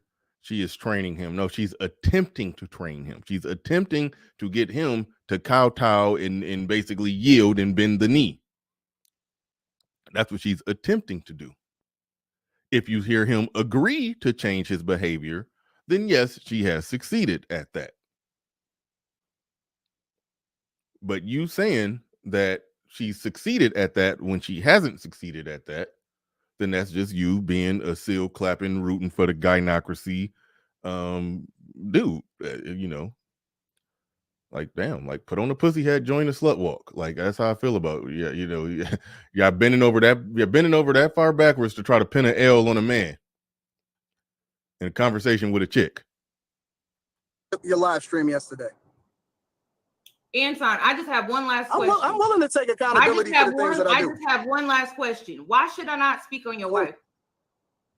Because she don't have nothing to do with this. She has a lot to do with it. My She's wife a black woman. has nothing to do with it whatsoever. She has everything to do with it. My wife is not a my wife. No. As soon as you said that the black woman is the bigger enemy than the white man, that's when your wife became a part of this. That's when your daughter. So that's when you include my wife. That's when your daughter became a part of this. So you can either hold that or not, but that's what came out of your mouth. That's what came out of your mouth. That's what you said. So you will include my 15-year. You willing to include my 15-year-old daughter on the internet? No, she's in order to try to justify your logic and your point. No, I just put a picture next to what you said. I put a picture to what you said. I didn't speak on your child. You just said that's when my daughter became a part of it. I did not speak on your child. All I did was put a photo with your audio. You just said it. That is it. That's what you decided. That is what you decided to do. That's bringing his daughter into it. It just is what it is. If his daughter, see, I didn't even watch that beginning part of it. But But if she had imagery of his daughter in this video, then yeah, that's some fuck shit. That's some disingenuous shit. And she has no good grounds to be trying to tell him he need to play nice with black women on his show when he basically plays like that with the ones he plays hard and rough with the ones who get out of pocket. And that is what it is. Right? And you thought you was the big man at the time. And so now you have to eat that. You decided to say that. I put a photo next to it. That's all I did. That's all I did. You put a photo of what? I'm sorry, you broke up. I put a photo next to the words. You were breaking up as I was driving. I put a word. All I did was put a photo next to what you said. That's it. Of your daughter and your wife. That was a choice that you decided to make. So that's what I'm saying. Like you try to play this. No. You try to play this good guy, bad guy role, right? You decided to put your family on the internet. Then you decided to also play the bad guy role and say, you know what, guys? And you're talking to a group of men. You're talking to an audience of men. Kadash is not doxing because he did put them on the internet. They weren't involved in his video, but so she had to go look up some videos where, I mean, it's more videos with his wife than his daughter. I've never even seen his daughter. I know it was one video where I think he showed his family, but I didn't even watch to the end. I didn't even see. I have no idea. I have no idea where his daughter. I honestly don't know if he ever put his daughter on the screen.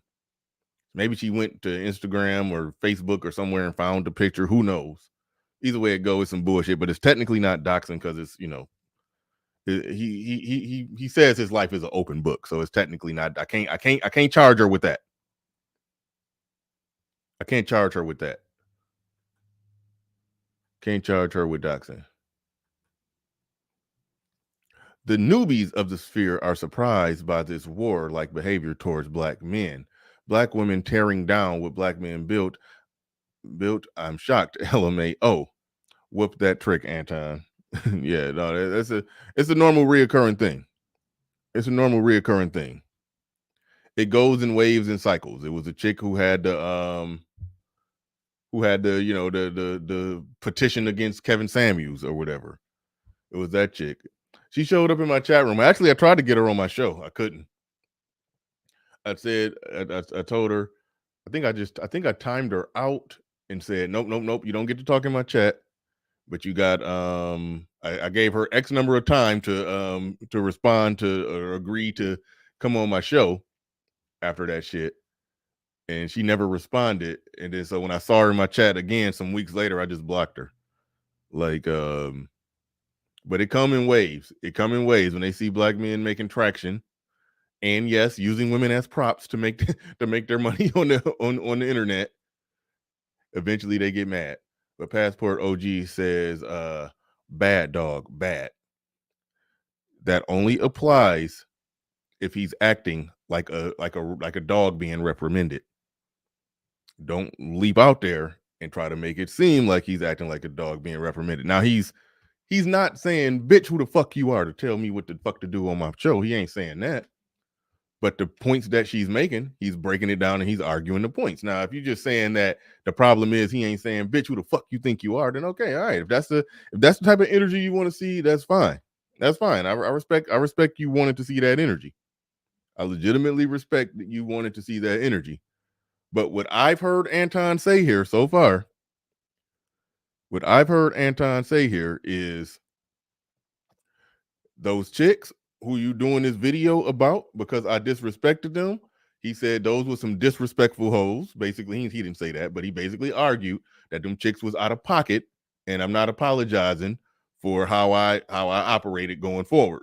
You know, he basically saying, and then she tried to get him to apologize generally for what he did. I mean, generally for how he treats women on the show overall. He says, no, I'll do it case by case. In some instances, I go too far, and I'll apologize for that. But for these chicks who got out of pocket here, and there was evidence that one of them came in saying that they trying to destroy everything I built, whatever they got caught, that's what they got caught. He's basically made that point. And then she's trying to get him to still further apologize for just generally how he speaks to black women, and he hasn't apologized. So to me, that bad dog bad don't apply, like she's reprimanding a dog. That only applies if he's yielding to it, if he's acting like a dog being reprimanded. So again, when you do that, you expose yourself as a part of the sisterhood. That's just how I view it.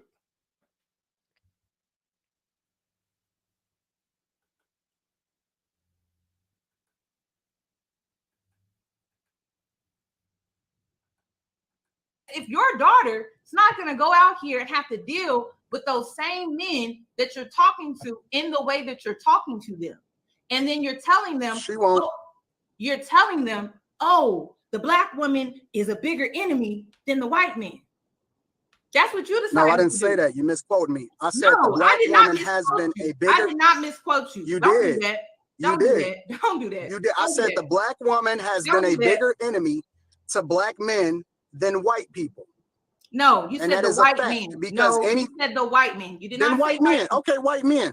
But I said has been a bigger enemy to black men than white men. No, you said specifically, and that is R. true. You said R. A-R-E. You said R. And I stand on that. And I stand on that. Okay, so then why is Again, he's standing on what he's saying. He's not if you're talking to fucking Yani, who everybody says like Diet Cynthia G, and you say that black women are a bigger problem to black men than white men, if you say that and say you stand on it, you're not a cowering dog. Just flat out. If he would have copped a plea on that, I would have had some criticism. See, when I went into this, I was told that he bet that man Anton got whooped in 4K, and I was listening, and I'm like, nah, I'm not seeing that. I'm not seeing that. Now, when JR came up, JR did come up on, he apologized. He didn't get whooped, but he basically did. He did apologize for everything. So it's like that did happen. Mr. Let Go was copping 1 million pleas. Yeah. And then we're going to have a discussion about how, like I said earlier, when I do other forms of content, some of my shorts, it may very well say 30% women watched it. 30% of the viewers were women. I had one short that went viral, had 1 million views. It said it was 50-50. But my live show, my bread and butter, the thing that I do the most on this show, it's always 95% men. 95% men. So I'm not beholden to women in that regard. They're welcome here. They can come here. They can interact here. They can hang, they can chill, they can even come on the panel. We can talk, but I'm not beholden to women. I'm not. But I think the Lil Peep network is set up in a way to where they probably got a 40% female audience. So they got something to lose if women start saying, hey, boycott they shit. That's a problem. That's a problem. They Mr. Let Go, I think he counseled women, and so he had to come and do some damage control on that. That's a problem. I think Mr. Let Go has a higher female audience.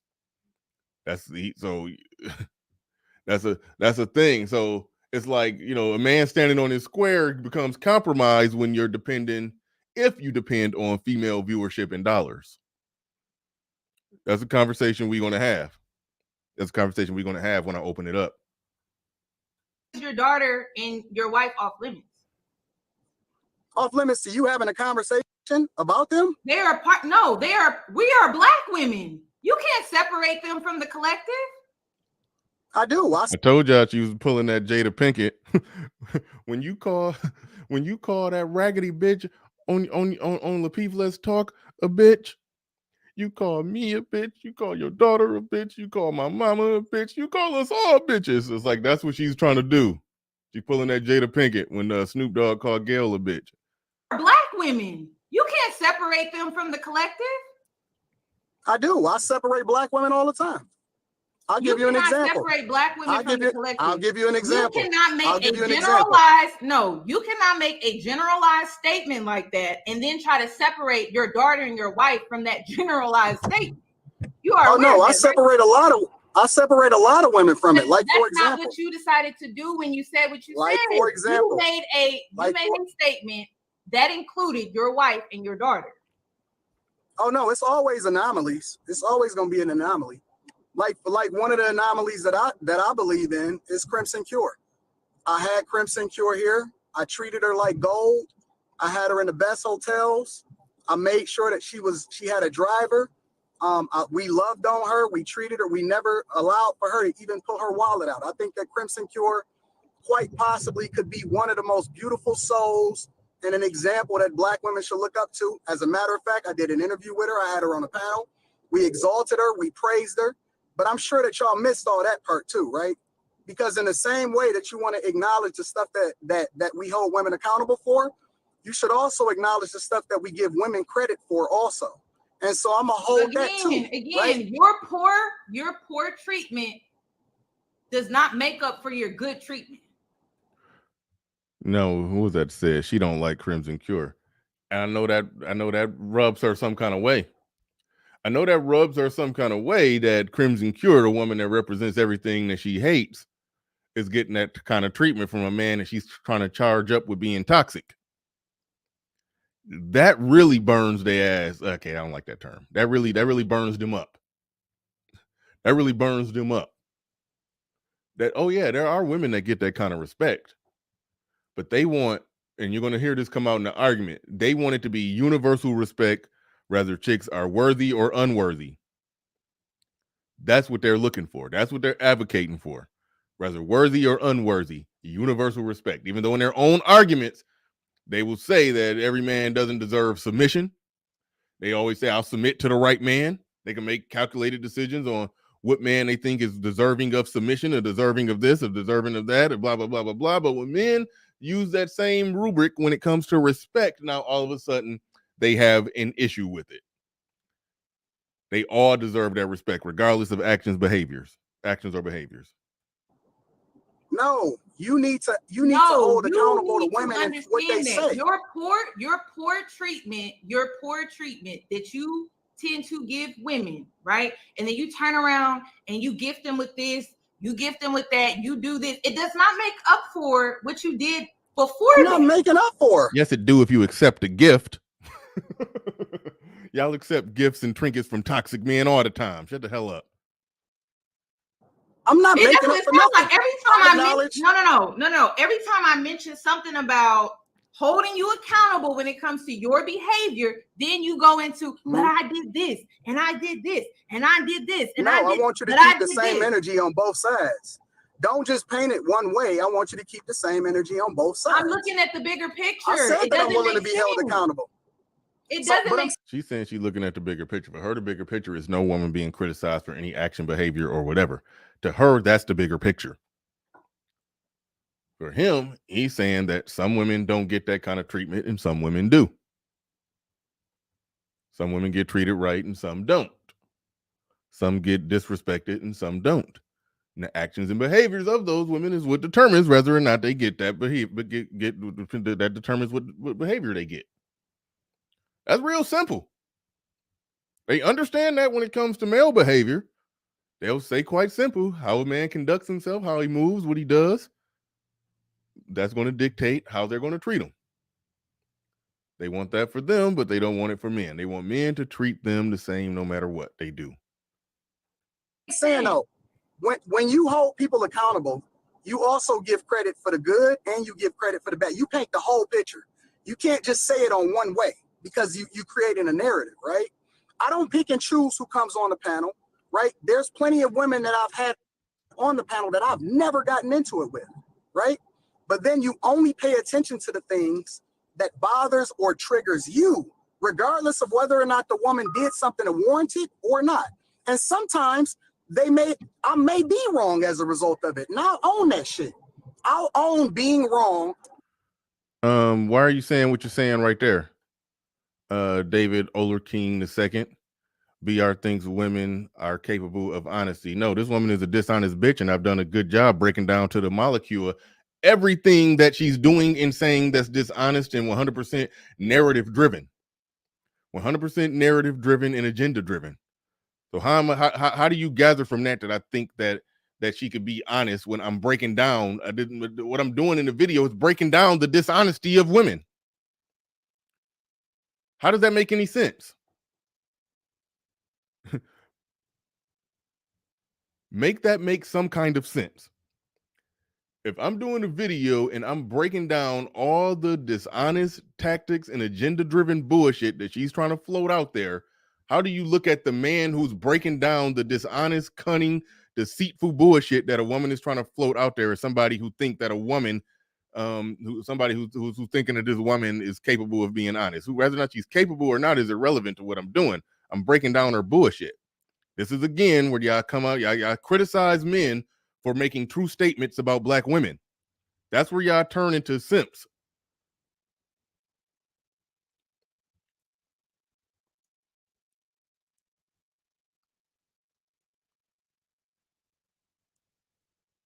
That's when y'all turn into the simp enforcer.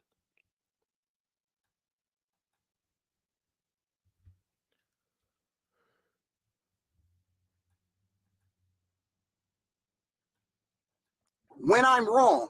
But at the same time, You all haven't I'm owned saying it is, not one time. You have not owned it not one time. I said I'll be accountable for the things that I'm wrong about. No, you have not owned it. The not two one examples time. that you use. You have not owned it not one time throughout this entire The two examples that you use. Anton, I why was do not I have wrong. to raise my voice?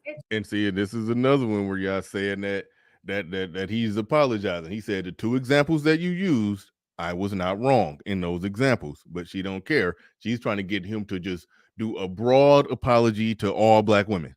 That's what she's doing.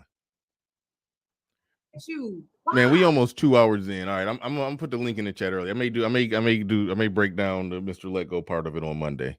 I may break down the Mr. Let Go part of it on Monday. Why would you raise your voice at me? Just so I can get out what I need to say. That's why women don't need to go on the panel. This is why they need to stay off of the Peep network. That's their choice. We can't. I don't have a problem with them choosing not to. I don't have a problem if a woman decides that she don't want to come on the panel, that is up to her. I have no problem with that. I'm not telling you that you should tell women to go on the panel. You can feel however you want to feel. That's your right. That's cool. The only thing that I'm asking of you is to remove my wife from this live stream. That's it. You can say, listen, you can call me a demon. You can call me a devil. Why should I do that? You can call me whatever it is that you want to call me. Why should I do that? But the only thing that I'm asking you to do, why should I do that? Is to remove my wife from this whole conversation. Why should I do that? Because she's not a part of this conversation. She is. You made her a part of this. You want to know why? Your behavior. No, you're making her a part of it. Online treating black women. So she is. You're making her a part of it. My wife is living in bliss. She's phenomenal. My wife is great. She's in a great space. She is a part of this. She is. So is that a no? So is that a no? It is. It's definitely a no. Why should I do that? That's fair. Okay, cool. She is a part of this. You made her a part of this. In my assessment, he making her look stupid. But y'all can come up and argue otherwise. The link is in the chat if anybody want to come up and have a piece of this conversation. I thought I was going to actually get through all of it. These reactions take longer than what I thought. I wouldn't. It was some chicks that came up who I don't be keeping up with these chicks like that. But here's the deal. I did want to touch on the Mr. Let Go part, because the Mr. Let Go part, I did have more criticism for what Mr. Let Go was on. Now, if don't nobody come up, I will end up getting to that. And I was going to talk about the JR part, because he came up just talking like a CEO who had to release a public statement. And if he felt he needed to release a public statement, he should have released it, just not to her. He just did it on his own. But I'll roll it. We'll see if anybody comes up. If somebody come up, then we'll get to it. We'll have the conversation. But if not, I'll keep rolling. The Not So Beautiful Bean footage. But the link is in the chat.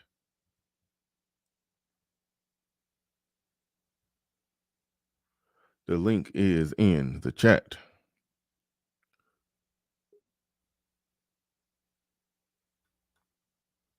Oh shit, hold on. When I put that link in there, did it work?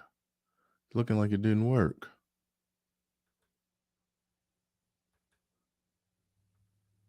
There we go.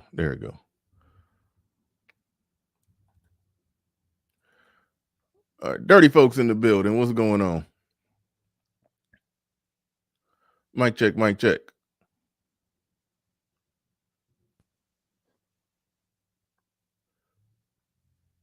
Can you talk? Can't hear nothing. Oh, now I can hear. Oh, okay, cool.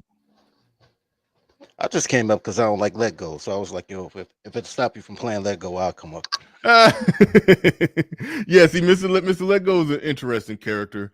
I remember him before Kevin Samuels went up, and I remember like he went on Cynthia G's show. If y'all want to see a dude get kind of dog walked, like everybody trying to pretend like what happened to Anton, yeah, that happened with Mr. Let Go when he was talking to Cynthia G, and when he was on Tanya TKO, he was kind of purring like a kitten. It was like kind of weird. It was, she was like, put it like this. She was saying to him, because this was like right after Average at Best happened, and she was saying to him, so what's your thoughts on that? Why aren't y'all holding this man accountable for how he was talking to that woman? And Mr. Let Go was like, well, I would just want to, talk to him and just so I can just get an understanding of why he feel the way he feel and why was he talking to her like that. And she was like, other men don't go and try to set up a meeting. They just go handle it when another man get out of line. Why you can't handle that? He's like, well, I just would like to talk to him and just see why he had to say that to her. Okay, fast forward 2 years later. Now he's spitting all this, manosphere red. He don't call it manosphere. He don't call it red pill, but he's spitting the same bars. He's spitting the same bars. So I mean, so that's and he's probably still got a female audience. So yeah, he had to come up there and apologize and just give full-throated apology. So I may get to that tomorrow. I'm gonna skip. But no, I understand. Yeah, he one of those ones who shit on the manosphere while spitting the same bars as them. But anyway, all right. But go ahead, dirty folks. What else? What else you got on here? That's it. You just wanted to run interference for Mr. Let Go. But I will since you're talking about that, I will just say this because I'm a hood fan, so I'm gonna let hood rap. I just want to say, man, this has probably never happened before, but I agree with Anton. I agree with Anton, man. This is where I disagree with Anton. I would never listen to a girl that long that I'm not sleeping with. She got clothes on. She yelling. Like, I didn't see the purpose. I would have let her get her roll off, but I hear you. I hear you, but here, I mean, I'm gonna let you rock. But see, here's the thing, and this is my only problem with that argument. We on YouTube, okay? They do the Peep network thing. They do. Part of the problem is that they got, and we're gonna get into me and Hood probably gonna get into this part of the conversation too. Part of the problem is that they've built a platform that I don't know their analytics, but if it got 30 to 40% women as their audience, let's just say 35%. That's a sizable percentage to where if a chick like Yani is basically trying to trash the Peep network, telling women, don't go over there, don't watch their content, boycott their content, don't have any connection, relationship with their content, don't go on their path. That's enough to where, oh shit, we about to, this chick could possibly bring down or fuck up part of our audience, fuck up part of our bag. Okay, I understand the response. Understand defending yourself. I understand that. Look, this is media. It's a media war. So it just is what it is. So understand going up and speaking up for yourself. But go ahead. Flip side to that, and you got to claim Anton because he a Detroit nigga. That's y'all. But I claim Chicago, Villa, JR, they Chicago niggas. I gotta take that L, right? So check this out. Well, Chicago. So shout out to Chicago Rilla. I can't quote. He got. Oh shit! I almost broke my damn this chair. Just full disclosure, it will come a day. Stay tuned. Y'all will see me fall out of this chair. I got 2 chairs, 2 like stool chairs, and this one is kind of broke.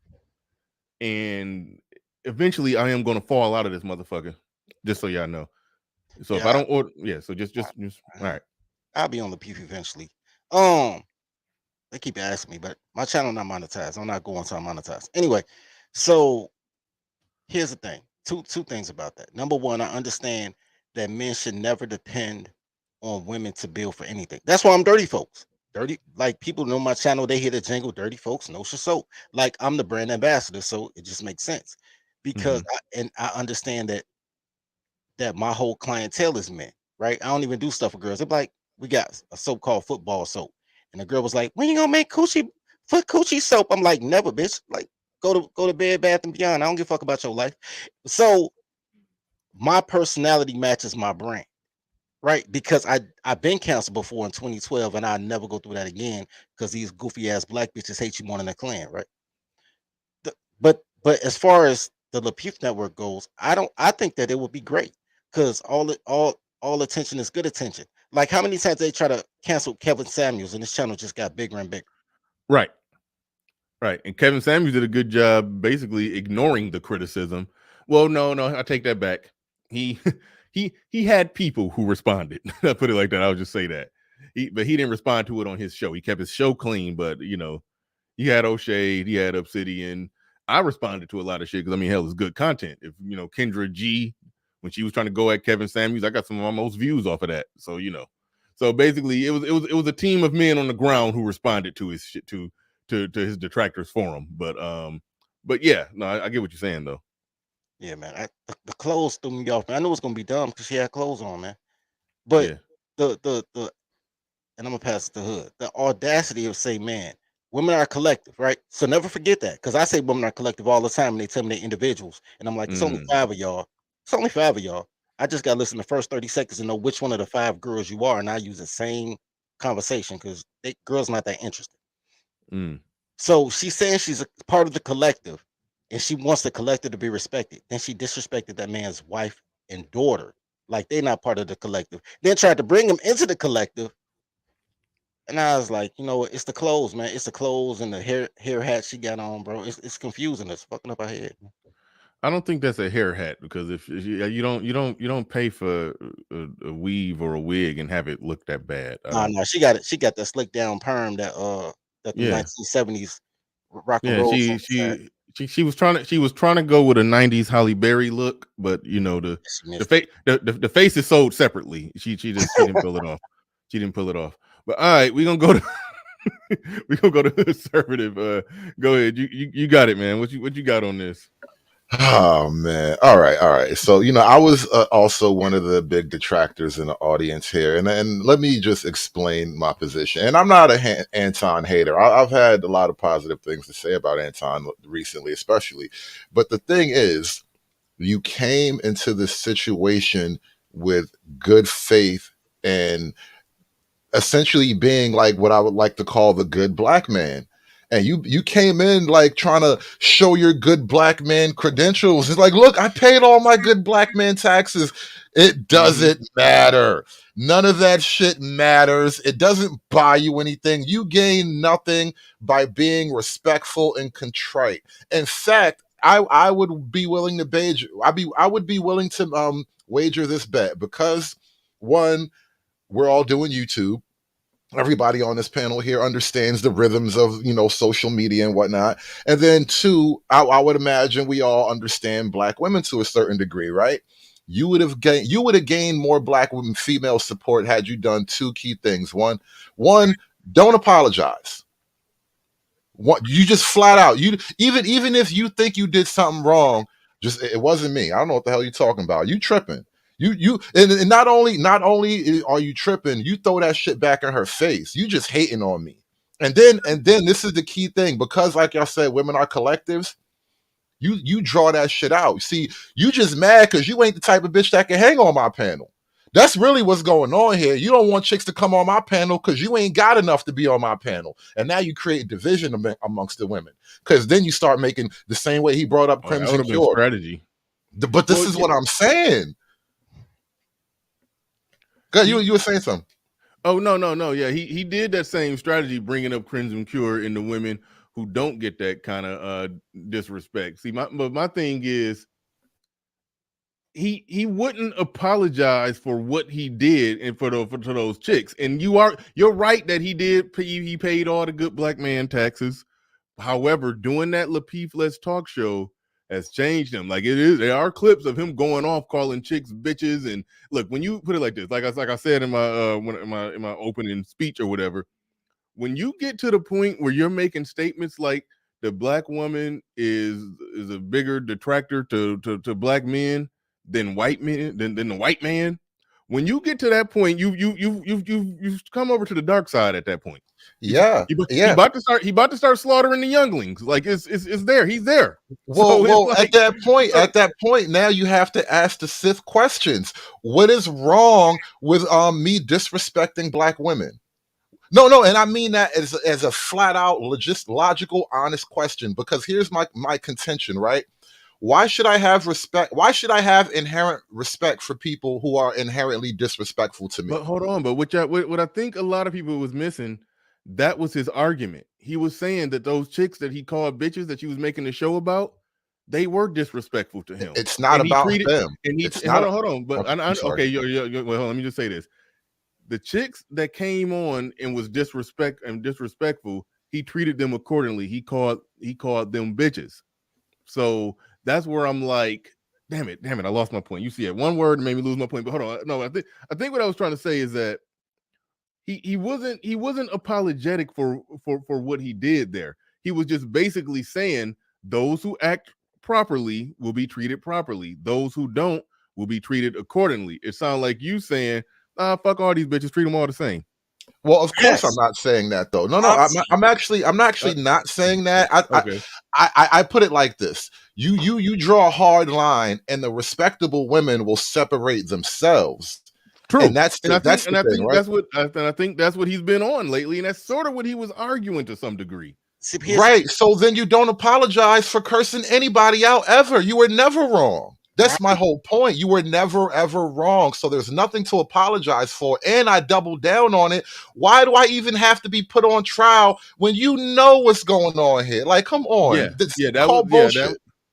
was the disingenuous part on her part. That was a disingenuous part on her part. And that's the only argument I accept, that he never, that you don't even go there. Don't even give her that. Like when I talked about JR, because JR did do what everybody is saying Anton did. I think Anton stood his ground and was on his principles on, you're gonna get what you give. If you come to me and you're respectful, then you'll get respect. If you get out of pocket, you will get disrespect. It is definitely all downhill after Anton. I will say Anton is the high point of that stream. What do you mean? No, it's all downhill after Anton as far as like holding the line and standing your ground. Mr. I'm not came right up and caved and right. I'm trying to give JR, he's a CEO of a company. If the company is getting bad press, okay, the CEO got to release a statement. You don't go release it to her. Who the fuck is she? That's my biggest criticism of him. I don't get that at all. Like, why do anybody? Who is she as far as this YouTube world goes? Who is she that she deserves a series of niggas coming up being contrite? I didn't like that, but Anton's wife was in the thumbnail picture, and he pulled up. I can't knock Anton. I got nothing but criticism for Let Go, and I got criticism for JR. I can't knock Anton. Like when I came in, I thought Anton was going to be up there just completely apart. I'm sorry, I should have never used the word bitch in reference to a black woman. Like that's how people was talking about it. And then he was basically saying, no, I stand by what I did right there. I stand by what I said. They deserved it. If I did it in an instance. Goddamn, Yani deserved it. That's the whole thing. Like you throwing my fucking family in thumbnails and shit because you mad about hoes ain't got nothing to do with you, and you want to throw my family in a thumbnail, and I'm supposed to come up on here and talk to you like you're a respectable nigga. What the fuck is this? Yeah. No, I give you that. Like, if anybody deserved to be called a bitch, it was Yani. Fair point right there. Hey, fair point right there. Go ahead, Cold Black. What's going on, fellas? What's going on? Hey man, so ain't Anton's wife a black woman? Yeah. So a man is being criticized for protecting a black woman by a black woman. Woo! That happened. Hey man, look. That happened. That shit is weird as hell, man. Cause it's like, which side is she not considered to be a black woman? Is that how they looking at her? Is that how they, you know what I'm saying? Or is she just in a different category? Is she in the pink? No, because they're disingenuous. That's all to it. Trying to They're make sense. disingenuous. She wanted him to apologize for for everything he's ever generally said about black women, and she was going to use his wife and his child as basically the bait to draw him in, to get him to apologize, to kiss the ring, and all of that stuff. Now, I don't think he kissed it. But don't they want niggas to come back to the marriage plantation with them? Why would they go? That goes back to hood service point. There's the good nigga tax is pretty steep. It's a pretty steep price. You're gonna get talked about the same exact way and treat. Put it like this: if you look at her saying, "Well, what about your behavior and how you talk to black women?" and what if you just listen to how she was talking, you would think she was in a conversation with Minister Jap. Like Anton ain't no Minister Jap. So, but I think they're noticing the transition that Anton been making over the last couple years. Oh yeah, yeah. Like, at first it was a very blue pillish approach that he had, and then you kind of see the transition, and I don't know. I think he just coming around, bro. Yeah, that's Caleb. And they see that grow up. It's called when a black man grow up. We all gonna grow up after we survive what the fuck we shouldn't survive. That is the they see him as being a potential threat, though, y'all, because he has touch and he's tapped into other spaces besides the manosphere. Like, he doing interviews with Charleston White, other, people that can funnel in to what he believes. You know what I'm saying? Or be exposed to what he believes. And the whole purpose of them having an issue with all this shit, with the pearly thing, with him, I just want y'all to shut up. Can I ask you one quick question? Have you realized we all grown men? It don't matter what color we is. When you a grown man, we all have conversations. Can we quit doing this bullshit about color racism? Because white, Indian, every damn body is dealing with the same shit we dealing with. And they getting the same fucked up shit from their women too. They all agree on the women's side. We getting the fucked up side. It don't care about color. Are you a grown man and you ain't gay? We can talk. Let's cut out the bullshit and let's end their day. Cause they've been dancing on our ass for 40 years. And that's both white, black, Indian, Native American, whoever fuck come to America, your ass getting stumped on by your bitches. Right. Yeah. Some of that was I mean, I understood some of what you were saying, but some of it seemed like it was, in another direction, slightly off topic. But Marcus Evans, hold on, real quick. Hold on. I throw it back to you in a second. I throw it right back to you. But now you got the channel, you got the floor, sir. Yeah, no doubt. Marcus Evans in the building, $5 super chat. He says Yani violated Anton's family. Yeah, that was some bullshit. Having putting his family up there. But she literally said that. I didn't make it to the part, but she said that she did that to get his attention. She did that to get his attention. Carl Pro Cuts says that she's the CEO of YouTube. Hell no. That's the argument that, if Lapeef wanted to release a statement because he think he's going to lose his female audience because shit getting too out of control on his show, he should have released a statement like I'm on Fresh and Fit do those emergency meetings. He should have did an emergency meeting, looked in the camera, said what he had to say to his audience, but he should not. He shouldn't. What the fuck? That was funny. What? Oh, that was a laugh? Yeah. Damn. That was an evil laugh, motherfucker. No, that super chat was an evil comment. That deserved the evil laugh because that comment was evil and that was an evil laugh. Okay. Good. Hey, Bernard, ain't this like an attempt to like drag Anton into the court of purple pill? Ain't it like a purple pill court type situation? No, that's a court of pink pill. Hold on, wait. Okay, all right. Come on, y'all clowning. Cold Black and LaShawn Jefferson. Y'all kind of clowning. Pump the brakes. Okay, let's cut on.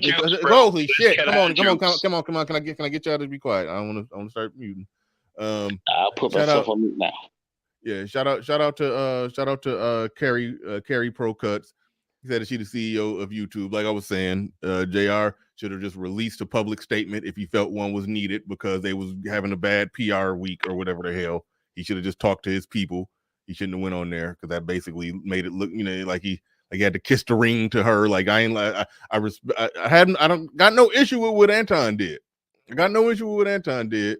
Mr. Let Go came in already caved in, and JR, yeah, I mean, so but those are my issues right there. But shout out to if I haven't read this, Anton's wife isn't a part of the sister code, single baby mama, so she isn't respected or seen as a goal to those hyenas. So yeah, they could sacrifice a good woman who's stuck by her man who's successful when they ain't divorcing him to take half. They're not gonna support her. They're gonna sacrifice her in their attempt to sully the name of a black man. But no doubt about that. I remember when BTS was up here, man, the other day when y'all was talking about it being like more of a purple pill channel or space or whatever. I'm saying, like, I'm just posing a question, like, when you introduce women and have such a vital part in your space, isn't that par for the course for these type of situations? No. You can have women around you. Women being around me don't change who and what I am. I'm not yielding, I'm not bending, I'm not folding to no bullshit. Just because women are around, there's women around my channel all the time. There's women who basically have interned for me on my channel and done all kind of work behind the scenes for me. And y'all don't see my content change. Y'all don't see my perspective change. Y'all don't see nothing change. I have women on the panel. Y'all don't see me change. I know my bread and butter. Fuck, man, come on. I know my bread and butter of my live stream show is the audience is 95% men. Men super chat me, men cash at me. Men are the ones who support, who give me my views, who give me my money. I make money in this space from men who appreciate my content. I think it turns into a problem if you look up and realize that 30-40% of your money and your views is coming from women. That's when you can potentially be compromised, and that's when it could be an issue. But if you're willing to stand on your square, then that's not an issue. So for me, it's not an issue. For a lot of people, it's not an issue women being around. But for some people, it may very well be, and that's what it is. But real quick, we got other people that I'm trying to get to. I see Fantastic down there. We got to get Fantastic up here, and we got to see what's going on with his brother right here. But before we get all the way into that, shout out to everybody. And keep in mind, I don't got one of the women who do all the administrative work for me, keeping up with all the super chats. So I'm sorry if I missed any, but on the Cash App end, Rogue Sage in the building with a $20 Cash App. He says says for showing support, my support. Shout out to you. Do appreciate that. Rogue Sage. Shout out to, and that was a $20 Cash App. Shout out to Brian Mazza in the building. He says reason and accountability. Absolutely. He dropped a $5 super chat. Jay, a story to tell in the building with a $5 super chat, says she is the TOE, the TOE of YouTube, telling on everybody. Anybody she didn't like is being reported. All right, cool. All right, so yeah, let's go ahead and get into it. I'm gonna pass the mic to Fantastic. Apologize if I miss anybody super chats. I got people on the panel now, so other people will be talking. That way I can keep up with all the super chats going forward. But so yeah, definitely send your super chats if you want. Got comments, questions, as MTR say, comment, questions, concerns, any of that. Go ahead and send it via super chat. We'll get started and clicked on, and we'll talk about it. But go ahead, Mr. Fantastic. You got the floor. You got the mic. Yo, what up, bro? Can you hear me? I can hear you. Okay. Yeah, man. Listen, you guys got the point I didn't even get to last night, and it's the sacrifice of not only black women, but like you said, the non-baby mama, non-ratchet black woman. Black women don't see those women as black women. They see them as, want to be white women or want to be something else because, oh, bitch, you think you something because you married. And this is a topic we talked about. I let throw a little minute here, but not too much because, we're not really women-centric. But the women, quote unquote, that do it the right way, the women that do get married and, quote unquote, have kids and, not flip shit or so on and so forth, they get no respect from black women at all. And they literally want them to be overshadowed and not ever brought up because they counter the existence of all the rest of these hoes. Because according to these hoes, ain't no good black men, the Cynthia G's and the investment bitches and all this other shit. All the niggas broke, all the niggas dusty, so on and so forth. So you have this black woman that gets with a black man, creates a family, and they're successful and all this other shit. So that's why I had no problem in throwing his wife into the fucking shit, because they like they own some motherfucking young Joe fuck that bitch type shit. You know what I'm saying? Because they don't like her anyway.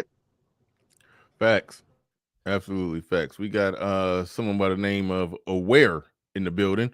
Go ahead. You have the floor. You have the mic. Yes, sir. Can y'all hear me? Yeah, we can hear you. All right. Yeah. I was going, just agree with what the last gentleman who was just speaking just said, man. I was thinking about it, and it's like Yani just, she was sitting there defending black women, but if it's about, all black women together and so on and so forth, you putting another black woman in a thumbnail, or a black woman in a thumbnail. And, I guess, Anton brought up, you talk about my woman or my wife, and you talk about my daughter. So that's two black women right there that they throwing under the bus in the kind of way to advance the rest of the black women. But it was all supposed to be respect black women. So you seeing black women throw down other black women to prove a point about black women to get back at black men. So it's like almost like they cannibalizing themselves in a way. But when I look at it, I'm like, the guys kind of did this to themselves, because if it's supposed to be a space in which men talk about men issues and unite and get all together, they the Lapeef network, so they can't, Yeah, they separate. There's a lot of bleed over too. And my bad for jumping in, but like Anton came in on the marriage shit, like you said. I think you gave a brief history of it. So Anton wasn't even initially with Lapeef. Initially, him and Lapeef joined up. So, he was super on both of these married dudes. So, of course, they're going to be like for the pro-marriage shit. But lo and behold, as time progresses on, and the reality of the shit we talk about over here, bro, it's inevitable. I don't give you know what I'm saying? They just finding out like the facts and the truth of motherfucking life, and over time. My bad though. No, you good. And here's the thing too. I noticed two things here. Somebody let me know if I'm wrong. This whole manosphere thing, and I get Lapeef is a little bit different, but I hear it, and they trying to differentiate it. So when I see, I guess, like the original manosphere, which I believe is like white men that was talking about this kind of stuff, and then how black men kind of carved out and say, hey, this is like black issues over there. I don't see them at all letting women run their shows, or they have to include in a way, have these women on there to kind of validate what they're saying, because it seems like most of their audience is men. So if you what do you look mean at by women running? What do you mean by women running their shows? So like they get on the show and then they constantly get in the way to where they disrupt, like they're reoccurring panelists, right? So it kind of seem like they're a part of the network. So I know, but you said run their shows. Yeah. I want you to explain what you mean by that. So like you don't put it like this. I have women on my show. When I do the night show, I have women on there, and we have this kind of, we debate. We basically debate and have it's fun. It's fun. Ain't no woman running shit over here though. So that's what I'm trying to figure out what you mean. What do you mean by run the shows? Right. No, I'm not saying you. I'm saying like when I saw that kind of manosphere stuff, and you had women that would interrupt, just kind of take the conversation from where it doesn't need to be. You see the dudes just come straight down. They lay that hammer down and say, listen, we're not going that way. Like you gonna stop right here. We're not going that way. And they get the conversation back on track, where I've seen some Peep shows and some of these other shows, they have the women on there. It becomes a disrespect fest, and it's like, so it comes to the point where it's like more than just discourse. It becomes like hate. I start to hear hate coming out. I'm like, hey, can we just get back to what the show was supposed to be about? I understand if it goes off a little bit, but I'm like, where's the respect? We're supposed to have some type of respectful discourse to get to where we got to go. Is it supposed to be entertainment, or is this supposed to be serious? Well, see, here's the thing. I think you can have serious conversations, and you could have it in a contentious way, and it could be a debate. But at the point, when that point come where a chick is not just passionately arguing her point, because when people bring women on their shows, at least anybody who's ever done it successfully, they're not bringing them on just to to join hands and sing, we are the world, we are the children, and everybody, let's be peaceful and hug each other. And no, I mean they're doing it to debate. Basically, the points that a lot of men make when they breaking down the bullshit that women do, when they talking to men, when they breaking down the bullshit that women do, a lot of times that the best shows, the most entertaining shows are the ones where the points that you make, if a chick or a simp come on and counter and argue your points, and then you clap back, and then y'all go back and forth, and may the best argument win, yeah, that's a good show. That's a good show. Right, And right. so I don't knock that show, and that's what I see happening. And I think some people try to spin that, oh, y'all letting women run y'all show. And it's like, no, that's a man's show. A man is making that money. That woman is an interchangeable prop, but he getting paid. Respect is pimping. If anything, like that's why I disagree with that whole. I understand that there's a time and place for some topics where it's only men, and I've done that because there was times we was having a discussion amongst men, and a woman tried to come up, and I didn't even give a damn who she was. She could have been somebody I'm cool with. Like, no, not today. You ain't got nothing to do with this conversation, and I drop them down, or I don't even let them come up. Like, so I understand that, but I don't. The content shouldn't be exclusively that. That's where people start trying to content police people who figured out a way to draw a bigger audience to make more entertaining content where they're essentially getting out the same points and same message. So yeah, so that's where I'm at with that. Right. No, I see. No, I agree everything what you're saying. I'm saying when it goes off the rails and it's like, yo, reel it back in. Let's get it back and let's be productive in a way. We're gonna have our counterpoints. We're gonna go at it with our counterpoints. But when it comes to like, it's damn near to a point where they just like F you and so on and so forth. Like it seems like it's at that point. I'm like, damn, like I get entertainment, but like at some point you gonna let it go a little bit, but reel it back in, because then you see, you know, when Yani had them all up on there, basically like they showing up to court and see the judge dropping the gavel everywhere and questioning. It's like now they just went up there with their heads down trying to just appease. And it's like, well, you kind of brought this on yourself, because if you kept it, maybe if you kept it in the type of in some type of control or something like that, and some respect somewhere, maybe it would have been a different story, because now the women Hold that they on, calling brother. up that was on your show is leading somewhere else. Yeah, but nah, dog, no, you're taking up for the females. The reason why it happened is No, because the females get out of pocket. Again, you come in a man's space, dog. You're going to be handled however the thing goes. I'm not gonna, like no, that's what I'm Bernard saying. I says. know I'm agreeing with you. No. I agree. Everything you just said. That's what you're saying right now is what I'm trying to say. They didn't keep it under control. The men did not keep it under control. They just letting them run wild, and then Yani bringing them up and, you know, to face trial, and the men got to sit here and explain themselves. It's like, if you would have kept yourself under control and stayed on your square, now the women that you had on your network that you had on as panelists is now speaking against you and stuff. They Well, bringing no, those up. you missed it. We're not saying the same thing. The thing is, whatever I say, and however it comes, it comes. Exactly, especially if and when it's on my shit. Now, if I'm a guest or so on and so forth, like I'm a guest on Bernard's right now, I'm going to whatever his house rules are or whatever. But you're literally talking about the owners of the platform. So whatever I happen to fucking come out of my mouth, if I feel like you out of pocket, and I feel like how it ought to be adjusted, whether it be hoe, bitch, whatever. Hey, it is what it is. If you don't want to be here, don't be here. But to the point, and like I said, you know, Anton's not even no wild dude. Or Peep shit, he's super cool, super chill. I mean, Anton turn up a lot, bro, but it's nothing comparison to, like, you know, characters that we have, you know what I'm saying, on the internet. Yeah, and Anton know how to stir the pot on them chicks. He know how to say stuff to get them riled up, create a little bit of controversy. He actually said that. He said he knows how to bring that toxicity out of them. But the fact of the matter is, if that toxicity wasn't in them chicks, it couldn't have came out of them. So it just is what it is. So she's mad at him. She mad at him for exposing how these women really act and how they really think. It is what it is, you know. There's something else going on here, though. I'm agreeing with what the gentleman is saying. I'm agreeing with what you're saying. I'm saying that they need to lay their stuff down. I'm on your side. Whereas for what it's worth, I'm on your side. I understand the spirit of what you're saying. They're personalizing it, what they would do. I understand the spirit. The difference between the black manosphere and men, because I keep telling y'all could be a man or you could be black, but you can't be both. So the difference between the black manosphere and the manosphere is matriarchy, gynosyncrasy. Like you're wait, are you saying? Whoa, are you saying people that call themselves black manosphere? Are you saying that they're not men because they put black in front of manosphere? I said what I said about what I said.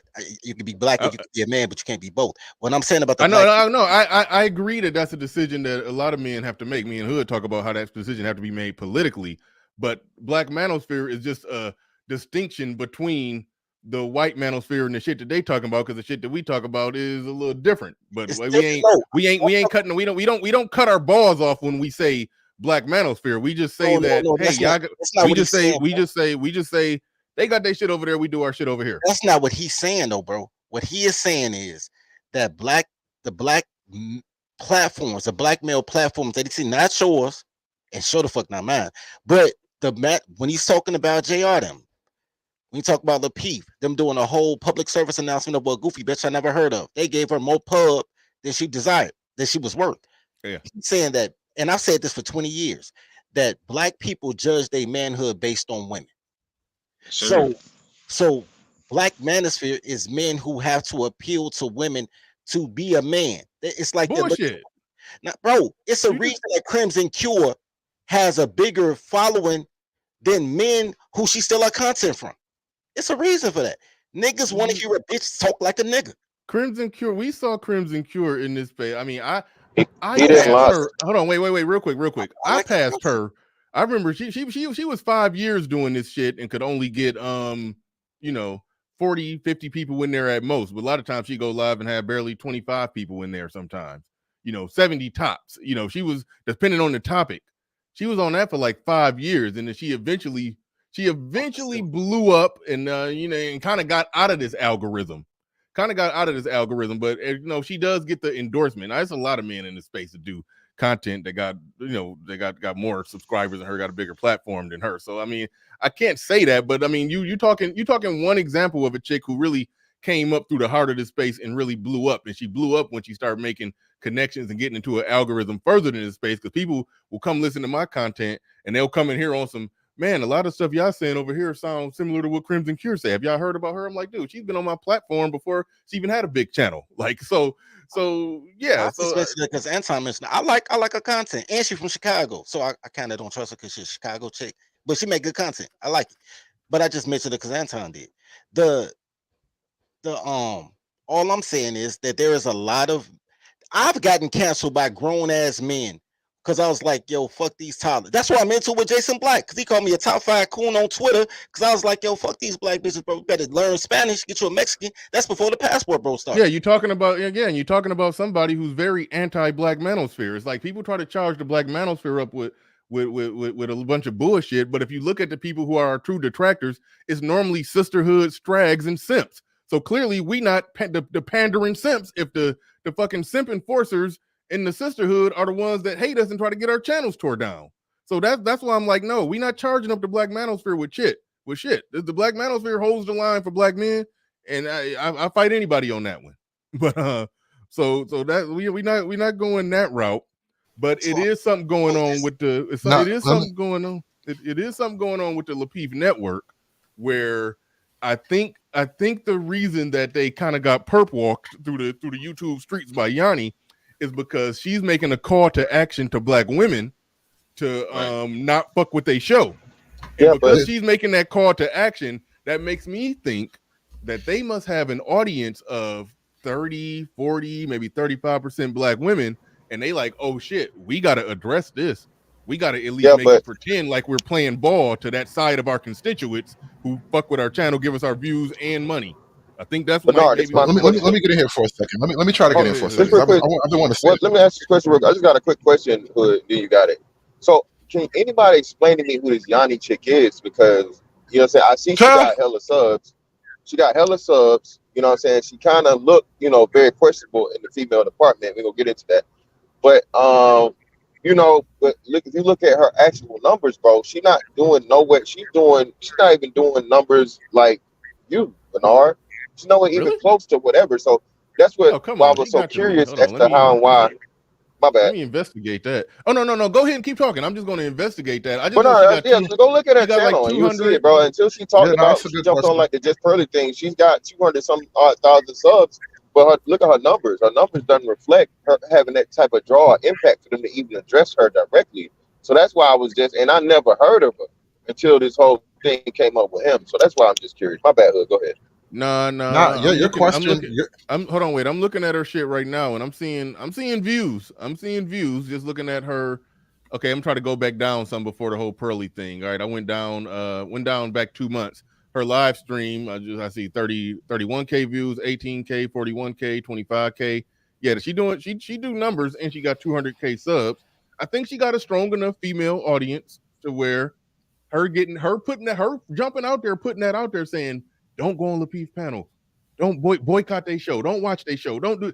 I think that's enough to where she could probably start a ripple, start some waves. Try to embolden black women to just not fuck with the Lapeef network. Well, fair enough. I think that question and answer kind of feeds into the observation I was about to lay out, and what the guy at the bottom, awake. I think I'm sorry, aware. Sorry, I forget your name. Aware. Mm-hmm. What you were saying about like what you were kind of noticing about the Lapeef network, I think is almost a structural problem, right? The black manosphere has sort of put its foot down. It's stamped its mark as a black male space, whereas the Lapeef network is a black space. And that's because true. because it's a black space, it is inherently gonna lean towards the female opinion on things. So you'll watch that play out at moments on panels where the women are obviously going overboard and the men are really, really being as soft as they can and trying to reel her back in.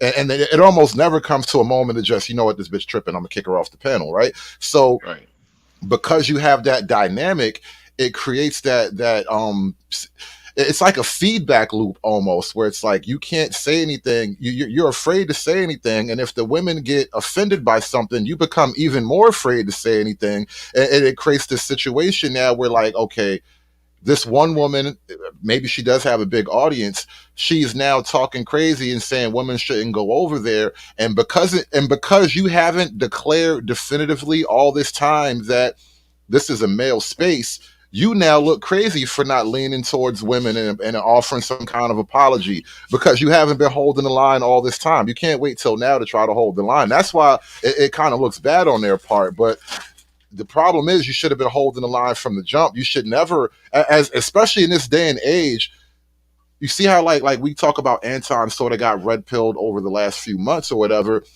In this day and age, it's becoming just hard to escape this conflict between men and women. And so when you have this show that is kind of, it seems to like cater to like the female chaotic energy, the women are now gonna hold you to that, and they're gonna drag you to hell with that. Yep. Yeah, like they had a show on there. This is before Kay and Kayla got kicked off of there. It was them two chicks had their own show. They was the most sisterhood, toxic femininity, or whatever the fuck we gonna call them. They was the most sisterhood chicks ever on Lapeef Network. They had their own show. It was just just two of them, the Kay and Kayla show. And so their space, like it is a black space. Like, so that part is undeniable. And they're walking that tightrope walk on how to make that work. And I was I liked them. I liked them trying to do it. By all means, do it. But I was thinking to myself before, it's going to come a time when, if it's the case that they don't have like a majority male audience, like 80-85% male, it's going to come a time where the female shareholders are going to start demanding things. I was thinking that, and I think that time has come. That's why I said, like what JR did, he was speaking like a CEO doing damage control. So and the only problem I have with that is he shouldn't have did that damage control with her to her. Fuck her. Who the fuck is she? Should have just went on his channel and released his own statement. Just flat out. Yeah. Do you guys know where Kayla's from? No, Florida. Fuck no. Hold on. I don't do that shit. Right? No, I wonder where they at. I don't. Oh, okay. All right. I understand if you're just talking about from just how they act, you want to know where they're from. But yeah, I don't keep up where nobody is from. No, because I know Kay from Chicago. I used to hang out with Kay until she tried to promote a fight. I was like, oh no, you got me fucked up. But she black girl, so I expect her to, try to get one man there. Hang out with Kay till she tried to promote a fight. And whenever you talk about chicks promoting fight, it's normally a fight between two dudes that's fucking with her. So yeah, you kind of just admitted to I wasn't messing with her. No, I wasn't messing with her. And that's what maybe I was like, yo, shorty. She's like, my dad and my brother with her. I was like, I know your brother too, and no, he would not have. And this is a stupid, like, you got me fucked up. So we quit hanging out. But no, we was just cool. Like we we into poetry and old school hip hop and shit. But she a poetry slam chick? Shit, poetry. I can see that. Shit, I can see that. Yeah. I mean, we was cool though until she promoted the fight. I was like, for real?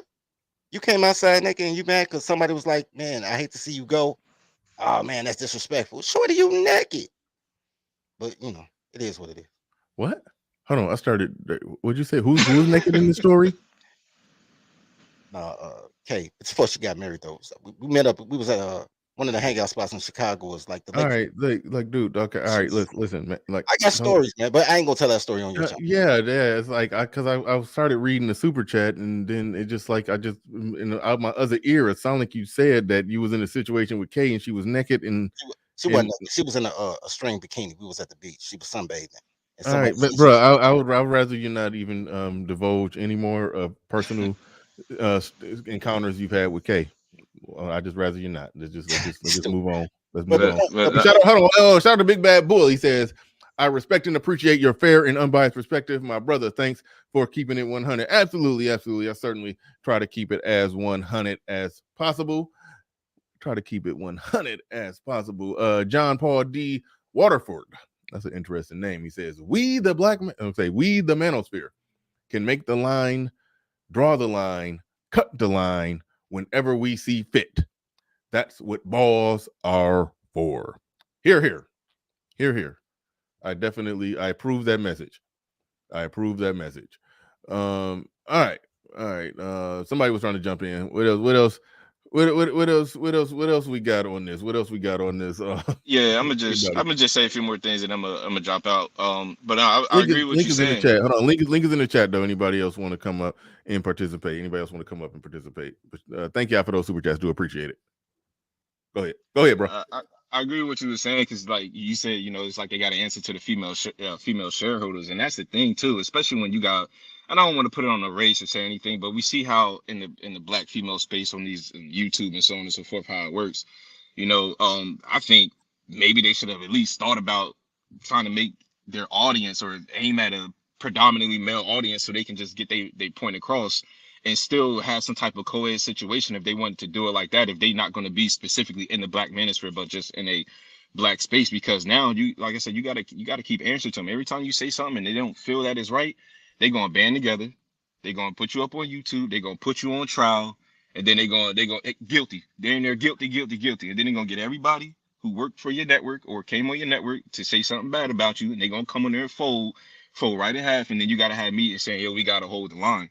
I mean, you kind of did this to yourself. So, well, I mean, it is what it is. Here's the thing: they really don't have to do anything because one, they've built a platform big enough to where even if they lose female viewership, one thing that they're not going to lose, one thing that Kevin Samuels was never going to lose, is the mere fact that women like attention. And as long as that Lapeef network can, the Lapeef Let's Talk show on Thursday can get at least 1,000 people in there, chicks are going to show up. And so they can lose all their female viewers as long as they got enough male viewers that like to see men and women have contentious relationship or just debating the social dynamics between men and women and or black men and black women and all. As long as there's an audience for that, they're going to be good. But I do think if there's a certain amount of standing on their square as men, that's going to have to happen. I think that I put it like this. I think they'll have to be willing to sacrifice or lose a portion of that female audience if they're truly about to draw the line and say, like, y'all not about to make this some gynocentric platform. I know a lot of people try to call it that, but they got plenty of shows with just men on there. They call it King Talk. I haven't even watched that one that much. Then it's a lot of different shows on there where black men from a lot of different places, perspectives speak.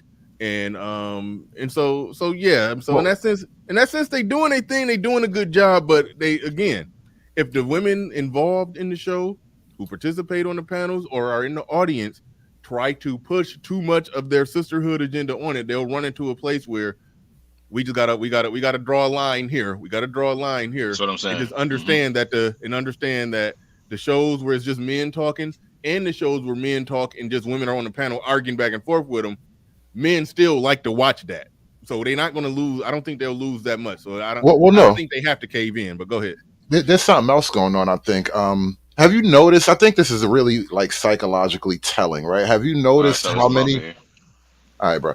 Have you noticed how many women who say they come into the manosphere, when they get upset or disappointed or something about, some guy or some event in the manosphere, you know what they say? I thought this was a place for black men and women to come together. You know how many times I've heard that from so many different women, and it leads me to believe that you don't come to this space for the reasons I think you come to this space, right?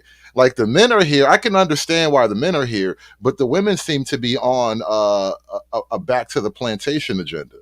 And it's hard to get away from because it seems to be the overwhelming majority of them. This is why you got the chameleon threat, right? You got even the women that you trust. As it turns out, they represent the plantation. How about that? I know, right? They got clothes on, bro. Ma, grandma, they like, oh, they meant well. Nah, they, you know, Yeah. We got my man Kadash Chaya. Hopefully I said your name right. Been a while since I spoke to you, but what's going on, brother? Welcome to the show. Welcome back. Hey, peace, brother Bernard. Peace, brother panel. How you guys doing? Doing good. Doing good. Chilling, bro. Now I see. My whole thing is this: that I agree that that brother Anton, he didn't like, quote unquote, lose that debate or that conversation he had with Yani, but I felt like he shouldn't even have to explain himself to some raggedy broad like Yani. Like the first time I ever found out about that raggedy bitch is that it's like a couple years ago when that Chad Wheeler incident happened back in Washington State. She did a live saying that whole incident was black man's fault because we didn't protect that bitch. You know what I'm saying? Like that's what I needed to know about her. You know what I'm saying? Like, she's not reasonable. You know what I'm saying? She jumps to conclusions. She make up all kinds of, you know what I'm saying, like wild, ideas and assumptions. Like Anton shouldn't even have to explain himself to that bitch, period. If he's gonna pop up on her live, he should have told her, like, take it down, there's gonna be repercussions, and just click right off. Yeah, no, I respect that. I definitely respect that. That is one approach. Another approach is when somebody is saying some bullshit about you, you go up there and you set the record straight. And so, I mean, if somebody is saying something untrue, it's never a bad time to hop up there and tell the truth. I mean, you can argue that there is, but I don't knock men for doing that. I mean, some people draw, I think, too hard of a line. You shouldn't be talking to these bitches anyway. I mean, yeah, I mean, I understand that. Well, Bernard, hear me out. This is what I'm listening to. This is what I was expecting to hear. I wanted to hear this from at least one of the Lapeef guys, and I didn't get it. I would have liked it to come from Anton because he kind of is making his own break from the Lapeef network. He's planting his own flag, as they say. Yeah. But none of them niggas came up like Ric Flair, bro. And that was the time last night was the time to be Ric Flair. Like, I am the Coogee wearingest, beard havingest, bald headedest. Like, I would have came on that bitch stunting so hard. Cause like, who in the hell are you? Don't you know what I do every night? Like, who you made? I got a crew over here. I put people on. What do you do? Like, come on, that whole thing would have been so much different if you'd have came out there and stood on your shit, poked your chest out, and then, you know what? I ain't got nothing to be apologizing for. You tripping. You putting my family up there in pictures and all that. You obviously mad. I ain't even mad at you. You mad. Why you mad? Oh, my yeah. I give you that all day. That would have been... No, I was just saying, yeah, that's definitely an acceptable response. That's the energy. That you come up there like that and just drop the mic, walk off stage, ain't nothing else to talk about. Yeah. Exactly. And then walk off stage. I would have been shitting on her till she kicked me off her show. I would have made her kick me off the show. Bro, come on. Cause one, you got every right to go personal because you throw my baby, my daughter and my wife in the clip and all that. So I got every right to go personal. Even if I choose not to go personal, I'm not playing by your rules. I'm not agreeing. I'm challenging you on everything you talk about. I'm like, what? The president is Biden? Are you sure? Like, I'm going to challenge you on everything just because. Like, you know why? Here's the other thing people forget. Everything I do on your channel, I'm going to take back to my channel and clown you even harder in front of my people now. And then we're going to have this is going to be an actual battle now. Me going on your channel is only fodder for me going back to my channel and then talking shit about you for 8 hours. I'm gonna pull a whole obsidian on you. I might do this for a week. I might do this for a whole goddamn week. You know what I mean? Yeah. No, I definitely feel you on that.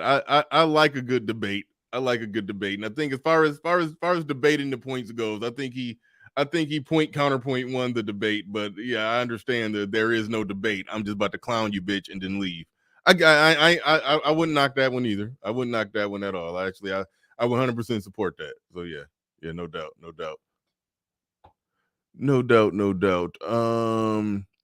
Here where we at? Where we at? What you say? The damn dirty folks. No, I was just saying that's strange energy to put a person's family on the thumb. Now that's strange energy, yo. But yeah. I don't know if the daughter was on the thumbnail. I know they did say the wife was on the thumbnail. She did cheat. I mean, he technically got her to take it down. I mean, well, she probably was going to do it anyway. Did she? Because she didn't say so right in there. Oh no, right there she denied that she would take it down. She said she wasn't going to take it down, but she did take it down. I bet you hit her with that cease and desist. Like all these words mean nothing. You know what I'm saying? Like all these verbs and adjectives that we throwing around, that shit don't mean nothing in the real world. Either you got the power to force her hand or you don't. So me coming on your show is a show in itself. I'm not trying to be taking you serious like you're an honorable woman with morals and values. Fuck out of here. You're the enemy. You ops. I know what this is. All day. Yeah, no, she made it clear that she wasn't a genuine person. That was that much is true. I think she was I think she was very true to herself. Like and I said in the chat though, like her behavior doesn't surprise me. Like if she would have been respectful, that would have surprised me. I don't expect much of Keisha. Now with clothes on. So there's a reason only 9% of black women are married. And it's projected to be 2% by 2030. There's a reason for that. So I don't expect cooperation or basic comprehension skills or letting a person talk when it's their turn or any of that. I just don't. Right on. Shout out to everybody who's supporting the stream. Shout out to everybody for supporting the stream. We damn near at the 3-hour mark. Let me Dirty, you supposed to be sending me some information on them facts about the only 9% married and the projections about it's supposed to be 2% by 2030 or something. I don't know if that's accurate. I know the boomers are running up the score on the marriage rate. Yeah, when they die, like this, bro. Say it like this. When they die, it's gonna be that marriage rate gonna be real scarce. It's an easy projection. Just simple math, right? Simple third grade math. In 1950s, we had a 95% marriage rate, and everybody brags about, oh my God, 1950s, everybody was married. They love to say that shit. 1960s, it was in the 80s. 1970s, it was in the 70s. 1980s, it was in the 60s. Go by decade, it drops 10% every decade, and we're currently at 9%, not counting the boomers. 26% with the boomers, but not counting the boomers. I'm just saying, people, girls are still got an egg. It's 9%. So I mean, what can we point to that's actually going to turn the numbers around? Because like we're on a downward trajectory, and I don't know that there's anything in the foreseeable future that can honestly alter that downward trajectory. Right. Choke them out, take them off public assistance. Just starve them, man. Starve them into complaints. Quit helping them with their channels. Quit feeding them. Quit flowing them out. Take their shoes off. Let them walk barefoot. Bring slavery back. That's what they're trying to do to you. No, real shit though. I've been saying that for a while. If you keep this up, black women are gonna vote black men into slavery. Like we're all gonna go, but they think it's just gonna be us, and that's how it's gonna happen. Yeah, that welfare piece. Yeah, we've touched on that one quite a bit. It's a number of things that would change it, but ain't nobody trying to make that happen. Anybody try to make that happen? It's like we be banging the drum for a lot of stuff that would work. We banging the drum for a lot of stuff that would work, but it's so many men. It's sort of the conversation we was kind of having before. We was talking about like even the ones who have separate, who ain't even on the left, who ain't even on the woke side. They the conservatives. They still a lot of them, the trad cons, the Republicans, the conservatives. A lot of them simps at heart too. So it ain't nothing. it ain't nothing foreseeable happening with all of that. But Kadash Shaya back in the building. What's going on? Oh no, go ahead. My comment to the dirty folks and the stat that he brought up is that, listen, it's gonna get to a point where it's gonna get so bad out here where you either gotta be married to survive, or you gotta be on the corner selling it, or the ladies are just going to starve. That's pretty much the only three solutions I see here. And I think a lot of these ladies, they're going to starve. So nobody going to want to deal with them. But some brothers might not want to even buy something from them. So it's going to be like you're going to be out here starving.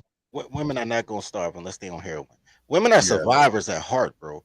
Like women do what they have to survive. The problem with Keisha, she has horrible customer service, right? She doesn't have a customer service abilities. That's facts. Of hostess at Hooters. I knew what was going downhill in the early 2000s when I went to the strip club called Nikki's down in Atlanta. I'm from Chicago. I'm used to great customer service. They coming through, they crack a joke with you because you're tipping them, and that tip is a gratuity. You pay gratuity based on service. I go to Nikki's down in Atlanta, and the chick just walk up to you and shake one leg. She ain't even twerking. She just shake one leg and get $20. And I'm like, y'all paying for what, for her to stand there? She ain't even working. So that was hoflation, by the way. So, man, nigga, what? So I'm looking at all this happening, and I'm saying, yo, they don't even try now. They don't even try because guys are doing things for girls for the drip. Like girls have become like the rims on your Chevy, right? Like, man, I'm gonna flew this girl out, man. You know, since for the drip. My boy just hit me the other day, like, man, I'm finna go to St. Louis, messing with this girl, man. I brought her in last week. It's for the drip. And women are an accessory to your life, so I don't argue that. But it got to be a good drip. You know what I'm saying? It got to be the rims. It can't be the hubcaps. They want rim prices for hubcap service. You know what I'm saying? You know what kills me about these conversations, and especially like I was saying before, the women who say, you know, I thought we were all just going to come together, and this is why I sort of have like a bitter distrust of that female archetype is because us coming together at this point, the way things are, only puts me back on my knees. And that's the thing that doesn't really get described honestly, right? Especially from the female perspective. They would rather us come together in this moment as opposed to like do something that actually alters the dynamics between men and women.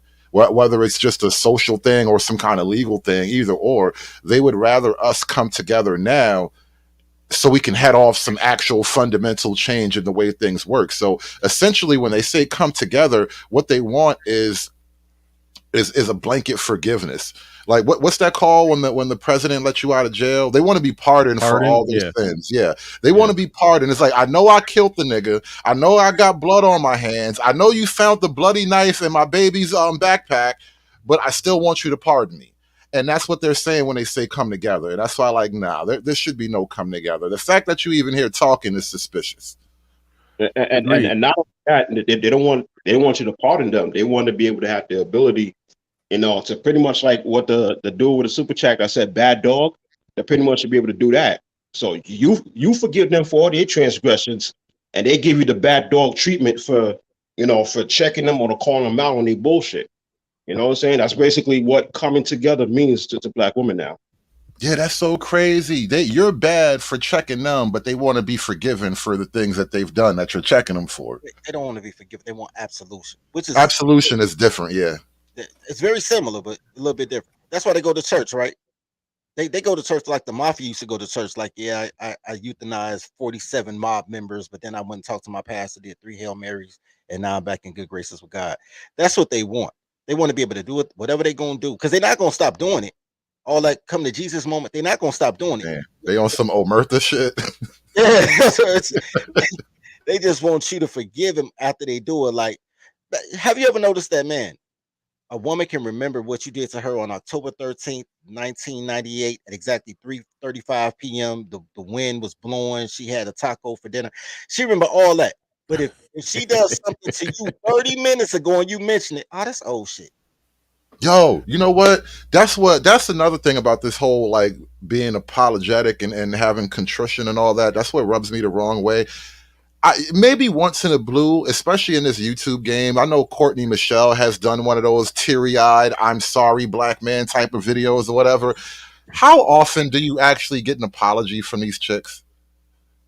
Are you talking about online? Are you talking about some online shit or real life? No, I mean as a general rule of thumb between men and women, how often do you get an apology? That's why I'm a little bit like you're gonna have to pin me down and put a gun in my mouth to get a sorry.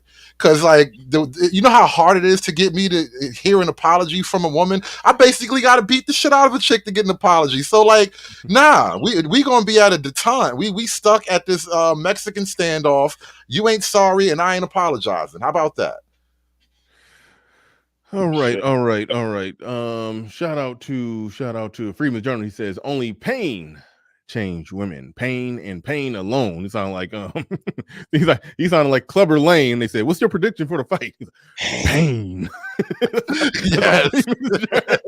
That's the black manosphere in this whole space right now. I got to get that Clubber Lane clip. Pain. All right. He said only pain can change black women. Pain and pain alone is the only solution.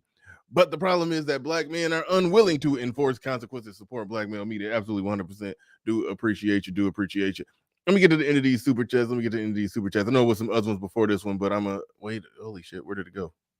I know some shit. Damn it. Okay, there it go.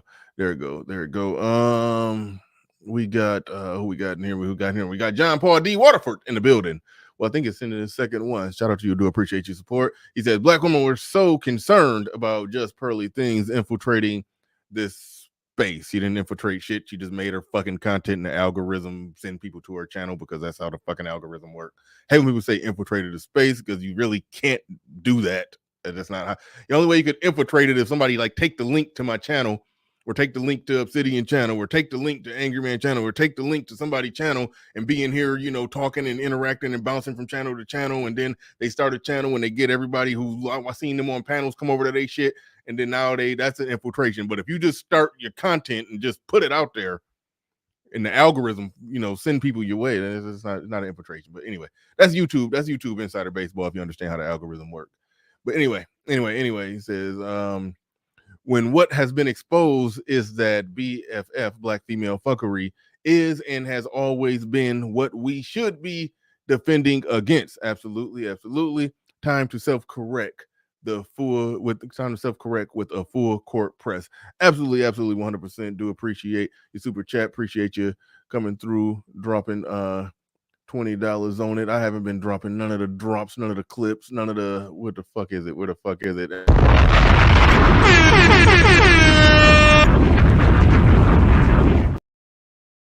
Do appreciate all you fine gentlemen who support the stream. Do appreciate all shit. Now my stuff ain't working. Okay, now I'm trying to find the other super chats. Freeman's Journal in here with another one.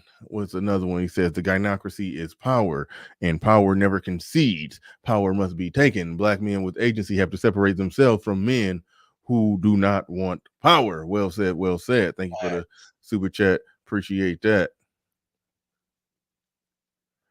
Also, we got who else we got in this joint?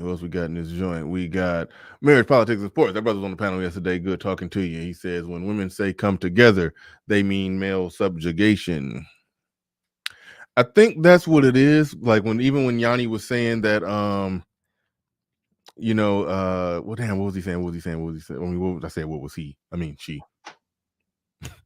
Freudian slip there. What she was saying was, I thought these conversations were supposed to be about us gathering and understanding and coming together and finding solutions. That what I gather from that is she's basically saying, black man, accept the current deal. and I think what a lot is going on with these black male spaces, black manosphere, and adjacent to it, like Lapeef Network, is a lot of black men are drawing the line like, nah. The status quo is not acceptable. Hey Bernard, So, you ever see that Darth Vader meme where I think it was Han Solo or someone was like, I thought we had a deal, and then Vader's like, I altered the deal. Be glad I don't alter it any further. Like that's the position black men are in right now. It's like, I thought we had a deal. Okay, here's my question. All right, be quick, man. I got to get out of here. Here's my question. Piggybacking off what her conservative just said about Darth Vader. Like, Han Solo was supposed to get stuff, though. Like, what are you getting with clothes on from these toddlers? So, in order to have a deal, you have to be leveraging something. You can't get a house, get a taco, you know what I'm saying, get everything with the same coochie. Like, what's the deal what's the deal? You know what I'm saying, for the slavery that you know what I'm saying, this happy wife, happy life slavery that they keep promoting. Yeah. But all right. We about to wrap this up. We about to get out of here. I'd like to thank everybody who supported the stream, each and every one of you. Appreciate y'all coming on through on this impromptu Sunday. Haven't been doing Sunday streams, but Sundays typically don't work for me, but got a break in the action, breaking the schedule. So I decided to go ahead and hop on and do it. Do appreciate everybody who supported the stream. Everybody, whether you super chatted, Cash App, like, shared, subscribe, did anything to support the stream in any way, shape, or form. Do anything to support the stream in any way, shape, or form. I greatly appreciate you. And with that said, ladies and gentlemen, we are out of here. Peace. We gone.